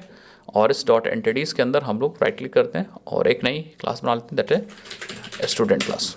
अब हमें इस क्लास को मैप करना है अपने टेबल के साथ। अब टेबल है नहीं तो आप इमेजिन करिए, सबसे पहले इसको क्या कर दीजिए, इसको बना दीजिए एंटिटी, ठीक है। और एंटिटी बनाने के लिए हम यूज़ करेंगे एंटिटी एनोटेशंस, एंड देन हम सपोज हम इसके टेबल चाहते हैं तो हम यहाँ पे टेबल एनोटेशन यूज़ करेंगे, और नेम में हम यहाँ पे यूज़ करेंगे स्टूडेंट। अब आपको क्या सर अगर टेबल नहीं यूज़ करेंगे तो क्या करेगा, ये जो एंटिटी का नाम है उसी को as a table name use कर लेगा। तो ये जो @ टेबल है वो टेबल की इन्फॉर्मेशन को कस्टमाइज़ करने के लिए, ठीक है। दैट मीन्स टेबल का नाम हमें बदलना था तो हमने टेबल टैग यूज़ कर लिया। बट अगर आप एंटिटी बना देते हो तो टेबल ऑटोमेटिक मतलब रिप्रेजेंट कर देगा वो उस नाम से। दम इसके अंदर हमें बताना क्या है, सपोज अब आपको ऐसा सोचना है कि हम एक टेबल पे काम कर रहे हैं, तो हमें सबसे पहले एक ऐसा कॉलम बनाना है, एक ऐसी फील्ड बनानी है जो कि प्राइमरी की हो, ठीक है। हर एक टेबल के अंदर प्राइमरी की होती है, तो यहाँ पे यूज़ करेंगे प्राइवेट स्ट्रिंग ले लो, चाहे इंटीजर ले लो, चाहे लॉन्ग ले लो, और हम बना देंगे एक स्टूडेंट की ID, that is the primary. और प्राइमरी बनाने के लिए हम यूज़ करेंगे आईडी एनोटेशन, जो कि jakarta.persistent.api से आ रहा होगा। तो ये बन गई हमारी आईडी। अब इसको ऑटो इंक्रीमेंट अगर करना है, अपने आप करना है, बढ़ाना है, तो उसके लिए हमारे पास एक जनरेटेड वैल्यू होती है, जनरेटेड वैल्यू नाम से एक कनोटेशन होती है। यस, इसके अंदर हम एक यूज़ करते हैं प्रॉपर्टी दैट इज स्ट्रैटेजी, और स्ट्रैटेजी में हम जनरेशन टाइप यूज़ करते हैं अलग अलग। ऑटो है, आइडेंटिटी है, सीक्वेंशियल है, टेबल है, यूआईडी है। तो हम यहाँ पे आइडेंटिटी यूज़ कर सकते हैं क्योंकि MySQL पोस्टग्रेस के लिए identity indicate that the persistent provider must assign a primary key for the entity using a database identity column। तो database identity column का यूज़ करेगा database provider प्राइमरी की को बढ़ाने के लिए, ठीक है। सो आइडेंटिटी आप यूज़ कर सकते हो, अदरवाइज आप सीक्वेंस वगैरह यूज़ कर सकते हो। यहाँ पे अलग अलग हमारे पास देखो यहाँ पे चीज़ें थी, देखो हमारे पास सीक्वेंस है, indicate that the persistent provider must assign a primary key for the using database sequence. तो अगर आप यूज़ करोगे तो डेटाबेस सीक्वेंस का यूज़ होगा जनरेट करने के लिए प्राइमरी की। आइडेंटिटी यूज़ करोगे तो डेटाबेस आइडेंटिटी कॉलम यूज़ होगा। फिर ऑटो में थोड़ा सा और कहानी लंबी हो जाती है, ये इंडिकेट करेगा that the person provider should pick an appropriate strategy for the particular database. तो इसमें डेटाबेस प्रोवाइडर अपने आप से एक स्ट्रैटेजी पिक कर लिया, ठीक है। तो फिलहाल हम आइडेंटिटी यूज़ कर रहे हैं सो दैट आईडी अपने आप से जनरेट होगी। देन आपको कौन कौन से कॉलम रखने हैं वो आप यहाँ पे डिफाइड कर दिए। हम कहेंगे प्राइवेट स्ट्रिंग नेम, एक आ जाएगा प्राइवेट स्ट्रिंग कॉलेज आ जाएगा, प्राइवेट स्ट्रिंग फ़ोन आ जाएगा, प्राइवेट स्ट्रिंग फादर्स नेम आ जाएगा एंड प्राइवेट बुलियन एक्टिव आ जाएगा कि एक्टिव है कि नहीं, बाय डिफ़ॉल्ट एक्टिव टू कर। ऐसा करके जितने मर्जी उतने फील्ड्स आप ले सकते हो। अब आप कहोगे सर ठीक है मैंने फील्ड्स तो ले लिया, अब क्या डेटाबेस कॉलम कैसे बनेगा या डेटाबेस कैसे कॉलम हम रिप्रेजेंट करेंगे यहाँ से। तो कहानी ये है कि अगर आपके पास टेबल ऑलरेडी है तो आप क्या करो, इसके नाम से और टेबल के नाम से, टेबल के जो टेबल का कॉलम नेम है उसको आपको मैप करना है। तो एक तो पहला तरीका है या तो आप इसका नाम उसका नाम सेम कर दो, दूसरा तरीका है आप यूज़ करो यहाँ पे कॉलम एनोटेशन कॉलम, और यहाँ पे आप नेम एट्रीब्यूट यूज़ करो और आप यहाँ पे कॉलम नेम बता सकते हो कि कॉलम नेम होगा स्टूडेंट नेम। तो अब अगर कॉलम का नाम स्टूडेंट नेम है तो यहाँ पे कॉलम नेम्स की हेल्प से आप बता सकते हो कि हाँ भाई स्टूडेंट नेम वाला जो कॉलम है वो इस वाली फील्ड से के अंदर इसके साथ मैप होगा। और अगर टेबल नहीं होगी तो जब क्रिएशन होगा बाय डिफॉल्ट मान लो आप हाइबरनेट से बोल रहे हो कि टेबल का क्रिएशन भी हाइबरनेट ही करते, सो इन दैट केस वो इसका यूज़ करेगा, ठीक है। और बहुत सारी चीज़ें बता सकते हो आप, इसकी लेंथ बता सकते हो कि जो नाम होना चाहिए वो 100 कैरेक्टर्स का होना चाहिए एंड जो नाम होना चाहिए वो यूनिक होना चाहिए। ऐसा करके आप कॉलम की इन्फॉर्मेशन बता सकते हो बहुत सारा, ठीक है। ओके सो ऐसा करके बाकी आप कॉलेज का बता सकते हो। अब जैसे आप चाहते हो कि कॉलेज हमारा जो सिर्फ 200 कैरेक्टर्स का हो तो हम कॉलम लेंगे एंड नेम तो ठीक है, चलो नेम हम देते हैं स्टूडेंट कॉलेज एंड लेंथ 200 है तो आपको लेंथ 200 कर दें। यूनिक भी हो सकता है, यूनिक नहीं भी हो सकता, कोई फ़र्क नहीं पड़ता, वैसे भी जैसे आपको रखना है वैसे रख दो, ठीक है। नलेबल नहीं रखना है तो आप यहाँ पे नलेबल वाले कॉलम को यहाँ पे ट्रू फॉल्स कर सकते हो, नलेबल हमने कहा ट्रू कर दो। तो इस हिसाब से आप कॉलम की इन्फॉर्मेशन को भी आप बदल सकते हो with the help of column annotation. Now अब जैसे एक कॉलम है हमारे पास अबाउट, इन दिस फील्ड हम रखेंगे स्टूडेंट की इन्फॉर्मेशन अबाउट के बारे में, तो हमें लिखेंगे प्राइवेट स्ट्रिंग अबाउट। अब अबाउट कितना बड़ा हो सकता है कोई मतलब हमें पता ही नहीं है, तो हम यहाँ पे यूज़ कर सकते हैं, आई थिंक इसमें एक LOB है, यस LOB यूज़ कर सकते हैं फॉर द लार्ज ऑब्जेक्ट्स। अब इसमें जो होगा वो टेक्स्ट डेटा टाइप यूज़ होगा बैकग्राउंड के अंदर डेटाबेस के अंदर, तो यहाँ पे जितना मर्जी उतना लो कोई फ़र्क नहीं पड़ता, ठीक है। सो यहाँ पे आप देख सकते हो LOB है क्या, so this is LOB annotation I think LOB and specify the persistent property or the field should be persistent as a large object to the database supported large object type, समझ गए। सो इस हिसाब से हम यहाँ पे मैपिंग्स कर सकते हैं with the help of annotation. अगर हमें XML यूज़ करना होता तो हम ये एनोटेशंस नहीं यूज़ करते, फिर हम इसके कॉरस्पॉन्डिंग क्लास के कॉरस्पॉन्डिंग एक फाइल बनाते और उस फाइल के अंदर बताते कि भैया टेबल का नाम क्या होगा, फील्ड क्या होंगी, ठीक है, ये सारी चीज़ें। तो फिलहाल हमने एनोटेशन यूज़ किया, अब हम इसी क्लास को यूज़ कर लेंगे अपने मैपिंग्स के अंदर। तो हम पहले पैकेज ले लेते हैं, तो हम यहाँ पे आएंगे और यहाँ पे हम पहले पैकेज लिख देंगे एंड देन डॉट स्टूडेंट लिख देंगे, ठीक है। सो ये मैपिंग्स हो गए। ऐसा करके अगर कोई और क्लासेस हैं तो वो क्लासेस हम यहाँ पास कर सकते हैं, ठीक है, अलग अलग मैपिंग्स टैग लगा के, एंड फिर मज़ा आ सकता है भाई, ठीक है, मज़ा आ सकता है। अब मेन चीज़ हम काम करेंगे कैसे, मतलब मैपिंग्स वगैरह सब चीज़ हो गई। अब हम डेटाबेस के अंदर सपोज हमें स्टोर करना है, हम चाहते हैं कि हम अपना एप्लीकेशन चलाएं और जैसे एप्लीकेशन चले हम यहाँ पे स्टोर या एक स्टूडेंट को क्रिएट करें और फिर सेव कर दें, और हम यूज़ करें यहाँ पे हाइबरनेट फॉर दैट। तो हमें क्या करना होगा, हमें वही काम करना होगा जो मैंने आपको सिखाया था। एक हमें ऑब्जेक्ट चाहिए long lived heavy object, that is a session factory.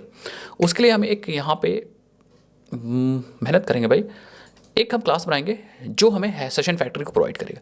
तो पहले एक पैकेज बना लो, दैट पैकेज हेल्पर या फिर यूटिल पैकेज, और इस यूटिल पैकेज के अंदर हम एक क्लास बनाएंगे दैट इज हाइबरनेट यूटिल, ठीक है, हाइबरनेट यूटिल या फिर connection provider, section factory provider, आपकी जो मर्जी बना दो। मैं फिलहाल यूटिल पैकेज है तो यूटिल हाइबरनेट यूटिल क्लास बना दिया मैंने। इस क्लास का काम होगा सेशन फैक्ट्री को प्रोवाइड करना। कैसे, हम यहाँ पे एक, क्योंकि ये सिंगलटन ऑब्जेक्ट है तो हमें सिंगलटन पैटर्न फॉलो करना पड़ेगा। सिंगलटन पैटर्न, बहुत सारे सिंगलटन पैटर्न के एक मैंने ऑलरेडी प्लेलिस्ट बना रखी है, तो आप वहाँ से जाके एक्सेस कर सकते हो, लिंक मैं नीचे डिस्क्रिप्शन बॉक्स में दे दूंगा। अदरवाइज यूट्यूब पे सर्च कर लो कि design patterns by Durgeshwar, learn code with Durgesh, आ जाएगा फटाफट, ठीक है।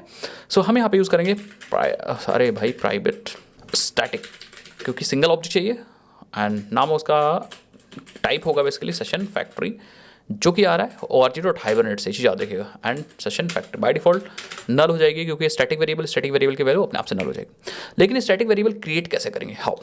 इन order to create the static variable हम एक स्टैटिक ब्लॉक बना लेंगे। स्टैटिक ब्लॉक या आप एक फंक्शन बना सकते हो, जैसे आपकी मर्जी। स्टैटिक ब्लॉक एक बार भी एग्जीक्यूट होता तो कोई दिक्कत नहीं, हम स्टैटिक ब्लॉक बना लेंगे सो दैट हम इस वेरिएबल को इसके अंदर से इनिशियलाइज कर सकें। और ये एक अच्छा तरीका भी होता है कि आप स्टैटिक वेरिएबल को स्टैटिक ब्लॉक के अंदर से इनिशियलाइज करो। ये इनिशियलाइजेशन का कह सकते हो एक माध्यम हमें दिया गया है कि स्टैटिक वेरिएबल्स को हम स्टैटिक ब्लॉक के अंदर इनिशियलाइज कर सकें। तो हम लगाएंगे यहाँ पर ट्राई कैच, और ट्राई कैच के अंदर हम हैंडल करेंगे, या पहले तो हम यहाँ काम करेंगे, ठीक है, और हम यहाँ पे बनाएंगे कॉन्फ़िगरेशन। और सबसे बढ़िया चीज़ पता क्या, हम यहाँ पे देख लेंगे कि इफ़ अगर session factory is double equal to null है, अगर सेशन फैक्ट्री की वैल्यू नल है तभी हम सेशन फैक्ट्री क्रिएट करेंगे, अदरवाइज सेशन फैक्ट्री क्रिएट नहीं करेंगे, ठीक है।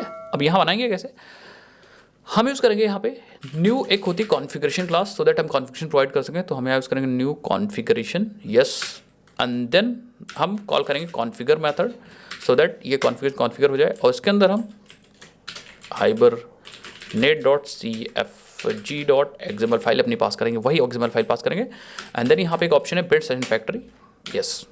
तो 2-3 स्टेप में कॉल किया, पहले हमने बना लिया न्यू कॉन्फ़िगरेशन का ऑब्जेक्ट, देन हमने इस कॉन्फ़िगरेशन को कॉन्फ़िगर करने के लिए हमने ये कॉन्फ़िगरेशन वाली फाइल पास कर दी, सो दैट इस कॉन्फ़िगरेशन के पास ये फाइल पहुंच जाए। उसके बाद हमने एक मेथड कॉल किया बिल्ड सेशन फैक्ट्री, मतलब इस कॉन्फ़िगरेशन का यूज़ करके एक सेशन फैक्ट्री आप बिल्ड कर दीजिए। अब हमें मिल जाएगा सेशन फैक्ट्री, तो हम यहाँ पे सेशन फैक्ट्री पुट कर देंगे, एज सिंपल एज दैट। तो सेशन फैक्ट्री हमारी बन जाएगी। अगर कोई एरर आती है तो हम क्या कर सकते हैं, यहाँ से डायरेक्टली हम उसको थ्रो कर सकते हैं। हम डायरेक्टली उसी एरर को थ्रो कर दो यार, थ्रो न्यू, कोई अपनी एक्सेप्शन थ्रो कर दो। चलो मैं रन टाइम एक्सेप्शन थ्रो कर दे रहा हूँ, रन टाइम एक्सेप्शन, और नाम दे दो इसका error in creating session factory, ठीक है। और साथ ही साथ में मैसेज यहाँ पे डाल दो, e.get मैसेज, बस। तो जैसे ही ये क्लास बेसिकली इनिशियलाइज होगी, ये स्टैटिक ब्लॉक चल जाएगा और स्टैटिक ब्लॉक के अंदर सेशन फैक्ट्री आ जाएगी अपने आप से क्रिएट होके with the help of this code. और सेशन फैक्ट्री एक ही रहेगी, क्योंकि अगर इसके अंदर नल है तभी क्रिएट होगी, अदरवाइज ये क्रिएट नहीं होगी।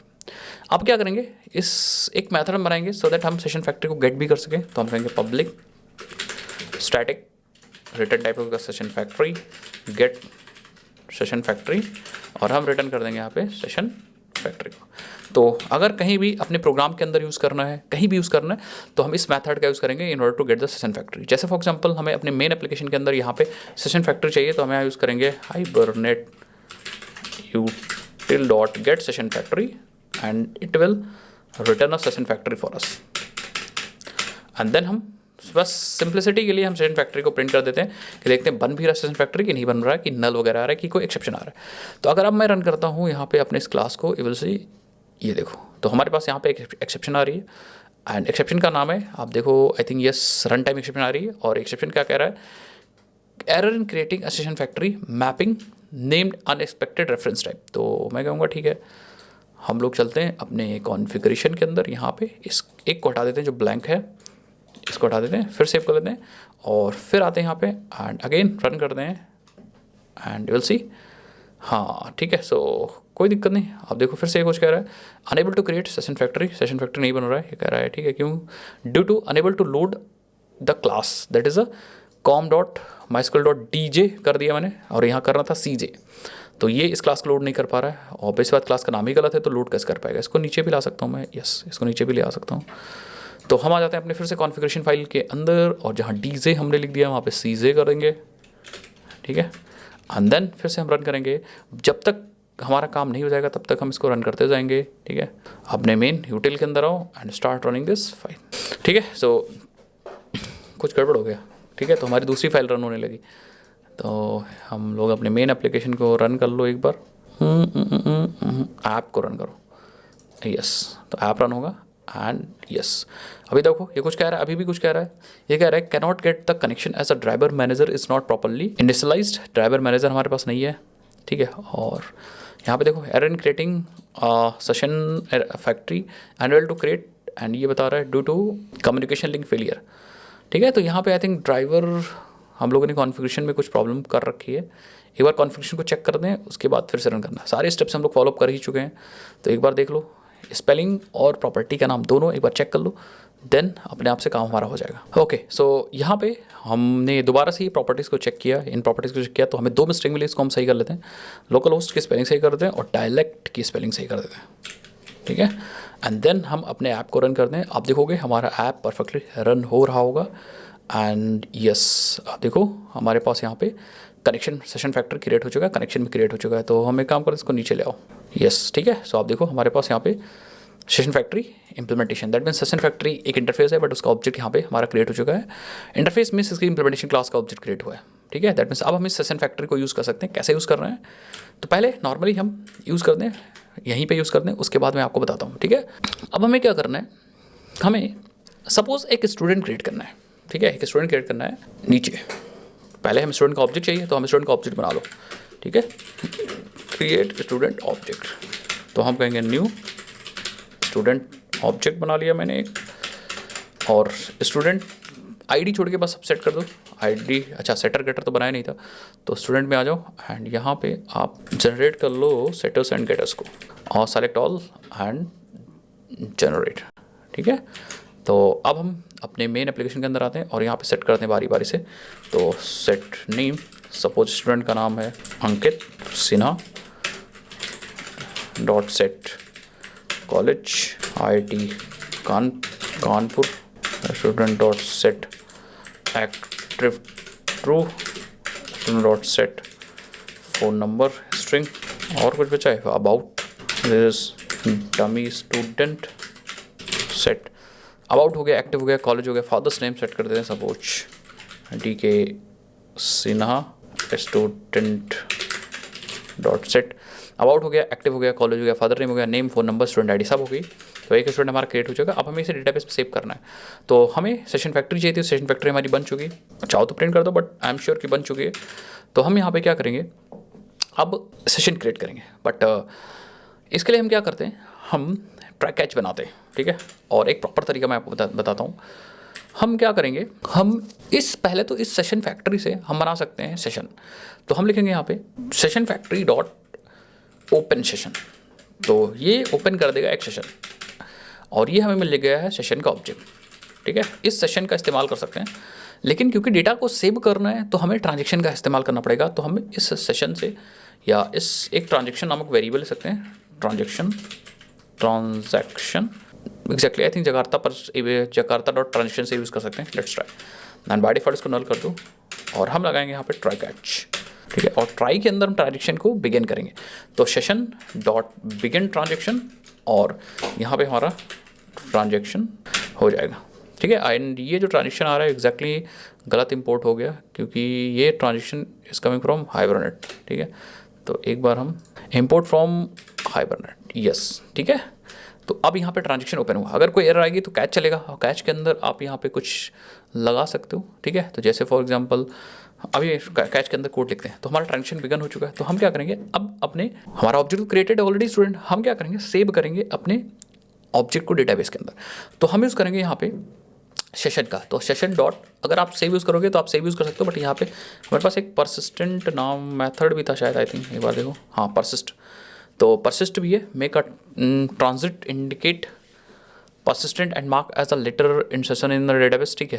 एंड अगर आप सेव यूज़ करते हो तो आप आई थिंक सेव भी यूज़ कर सकते हो, बट ये डेप्लीकेट हो चुका है तो ये पुराना हो जाएगा। आप देखो यहाँ पे persist the given transit instance first assigning का जनरेटेड आइडेंटिफायर, तो पहले आइडेंटिफायर वगैरह डालेगा। If the sign the option cascade वगैरह, ठीक है। This operation is very familiar to the persist, similar to the persist, तो परसिस्ट ही तरह ही ये है, बाकी ऑब्जेक्ट, ठीक है। तो अब ये डिप्लीकेट हो चुका, तो हमें यूज़ करना है परसिस्ट, ये पुराना हो चुका, सेव नहीं यूज़ करना है, तो हम यूज़ करेंगे परसिस्ट और अपना यहाँ पे ऑब्जेक्ट पास करेंगे, दैट इज स्टूडेंट ऑब्जेक्ट पास कर देंगे। It will return, I think it will return something, देख लेते हैं एक बार। जो परसिस्ट है वो कुछ रिटर्न करता है, नहीं ये वॉइड रिटर्न करता है। It will return a void, persist will return a void, ठीक है, कोई इशू नहीं। एंड अगर मैं यहाँ पे सेशन डॉट सेव यूज़ करता तो हमें ऑब्जेक्ट मिल जाता, बट ये डेप्लीकेट हो जाए, इसलिए हम लोग नया वाला वर्जन यूज़ नई वाली चीज़ यूज़ करेंगे। एक सेव और अपडेट भी है परसिस्ट में, और भी कोई है क्या, एक परसिस्ट है और ये भी वॉइड रिटर्न करता है, ठीक है, तो कोई इशू नहीं। एंड देन हम यहाँ पे एक मैसेज दे देंगे, स्टूडेंट सेव सक्सेसफुली, ठीक है। एंड फाइनली अगर सब किस चीज़ सही हो गया तो हम ट्रांजैक्शन डॉट कमिट कर देंगे। कमिट के बाद आप इसको सक्सेसफुल डाल, और अगर कोई एरर आ जाती है सेव वगैरह करने में तो कैच चलेगा, और हम देखेंगे कि इफ़ अगर ट्रांजैक्शन में नल नहीं है, इसका मतलब ट्रांजैक्शन स्टार्ट हुआ था, so if the transaction is not equal to null, तो उस केस में हम ट्रांजैक्शन डॉट रोल बैक कर सकते हैं। तो ये हम ट्रांजैक्शन मैनेजमेंट भी आपको करना सिखा रहे हैं, ठीक है। एंड एल्स में हम लोग क्या करते हैं, ठीक है, एल्स अगर ऐसा नहीं होता है तो हम ए डॉट प्रिंट स्टैक ट्रेस कर देंगे, स्टैक ट्रेस, ठीक है। तो ये हमने ट्रांजैक्शन मैनेजमेंट भी आपको सिखा दिया। तो एक बार दोबारा से मैं आपको समझा देता हूँ। बेसिकली हमने सेशन फैक्ट्री क्रिएट की है, देन उस सेशन फैक्ट्री से हमने सेशन ओपन कर लिया। ये शॉर्ट लिव्ड ऑब्जेक्ट होता है तो इसे हमें क्लोज करना भी होगा, ठीक है। फिर हमने ट्रांजैक्शन वेरिएबल लिया एंड ट्रांजैक्शन को बिगिन किया यहाँ पे ट्राई के अंदर, सो दैट कोई एरर वगैरह आए तो हमारा कैच ब्लॉक उसे हैंडल कर ले ट्रांजैक्शन को, ठीक है। एंड देन फाइनली हमने सेशन का यूज़ किया डेटा को परसिस्ट करने के लिए और स्टूडेंट को परसिस्ट करने के लिए। It will create a query और वो फायर कर देगा क्वेरी अपने डेटाबेस के अंदर, and then transaction dot commit कर दिया, एंड देन फाइनली हमने स्टूडेंट को सेव कर दिया। एंड अगर एरर आती है तो कैच ब्लॉक में देख लिया कि ट्रांजैक्शन नल तो नहीं है, इसका मतलब लाइन चली थी, ट्रांजैक्शन चालू है, मल्टीपल लाइन्स एग्जीक्यूट हो सकती हैं, कुछ ही में एरर आई है तो उसके लिए हम ट्रांजैक्शन डॉट रोल बैक करेंगे, सो दैट जो भी चेंजेस हुए हैं ट्रांजैक्शन बिगन स्टार्ट के बाद वो अब रोल बैक हो जाए। एंड देन फाइनली हम E dot print stack trace से एरर को प्रिंट कर देंगे।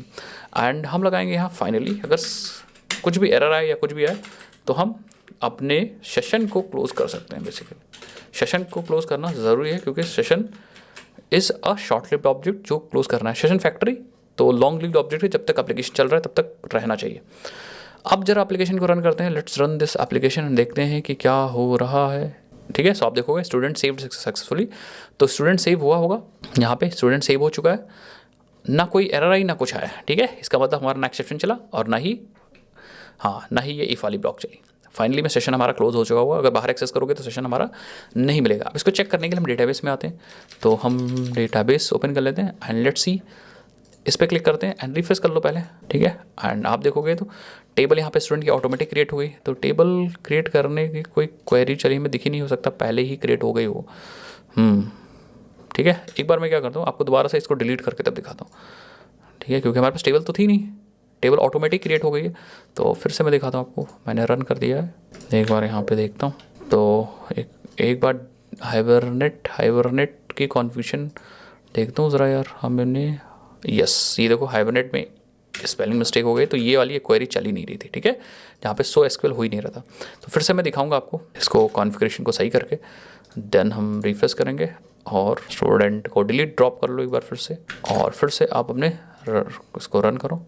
यस ये चीज़ मैं आपको दिखाना चाह रहा हूँ कि टेबल नहीं थी तो इसने टेबल को क्रिएट किया, और ये जो फॉर्मेटेड टेबल दिख रही है ये फॉर्मेट एसक्यूएल की हेल्प से दिख रही है। तो ये इसने क्योंकि आपके हाइब्रिड कॉन्फ़िगरेशन के अंदर आपने HBM2TTL.auto को अपडेट कर रखा है। दैट मीन्स अपडेट का मतलब है कि अगर नेसेसरी है तो टेबल क्रिएट होगी। तो यहाँ पे ज़रूरत थी क्योंकि डेटाबेस में टेबल नहीं थी तो टेबल क्रिएट हुई, लेकिन जब दोबारा आप चलाओगे तो डेटाबेस के अंदर टेबल ऑलरेडी होगी, तो अपडेट क्या करेगा, टेबल नहीं क्रिएट करेगा।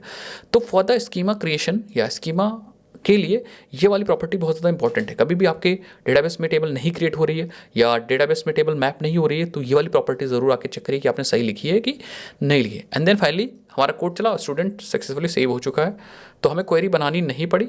इंसर्ट की क्वेरी देखो बनाई है इसने, और ये रही हाइब्रिड ने इंसर्ट की क्वेरी बनाई है इंसर्ट करते समय, और इंसर्ट कर दिया होगा डेटाबेस के अंदर आपका डेटा।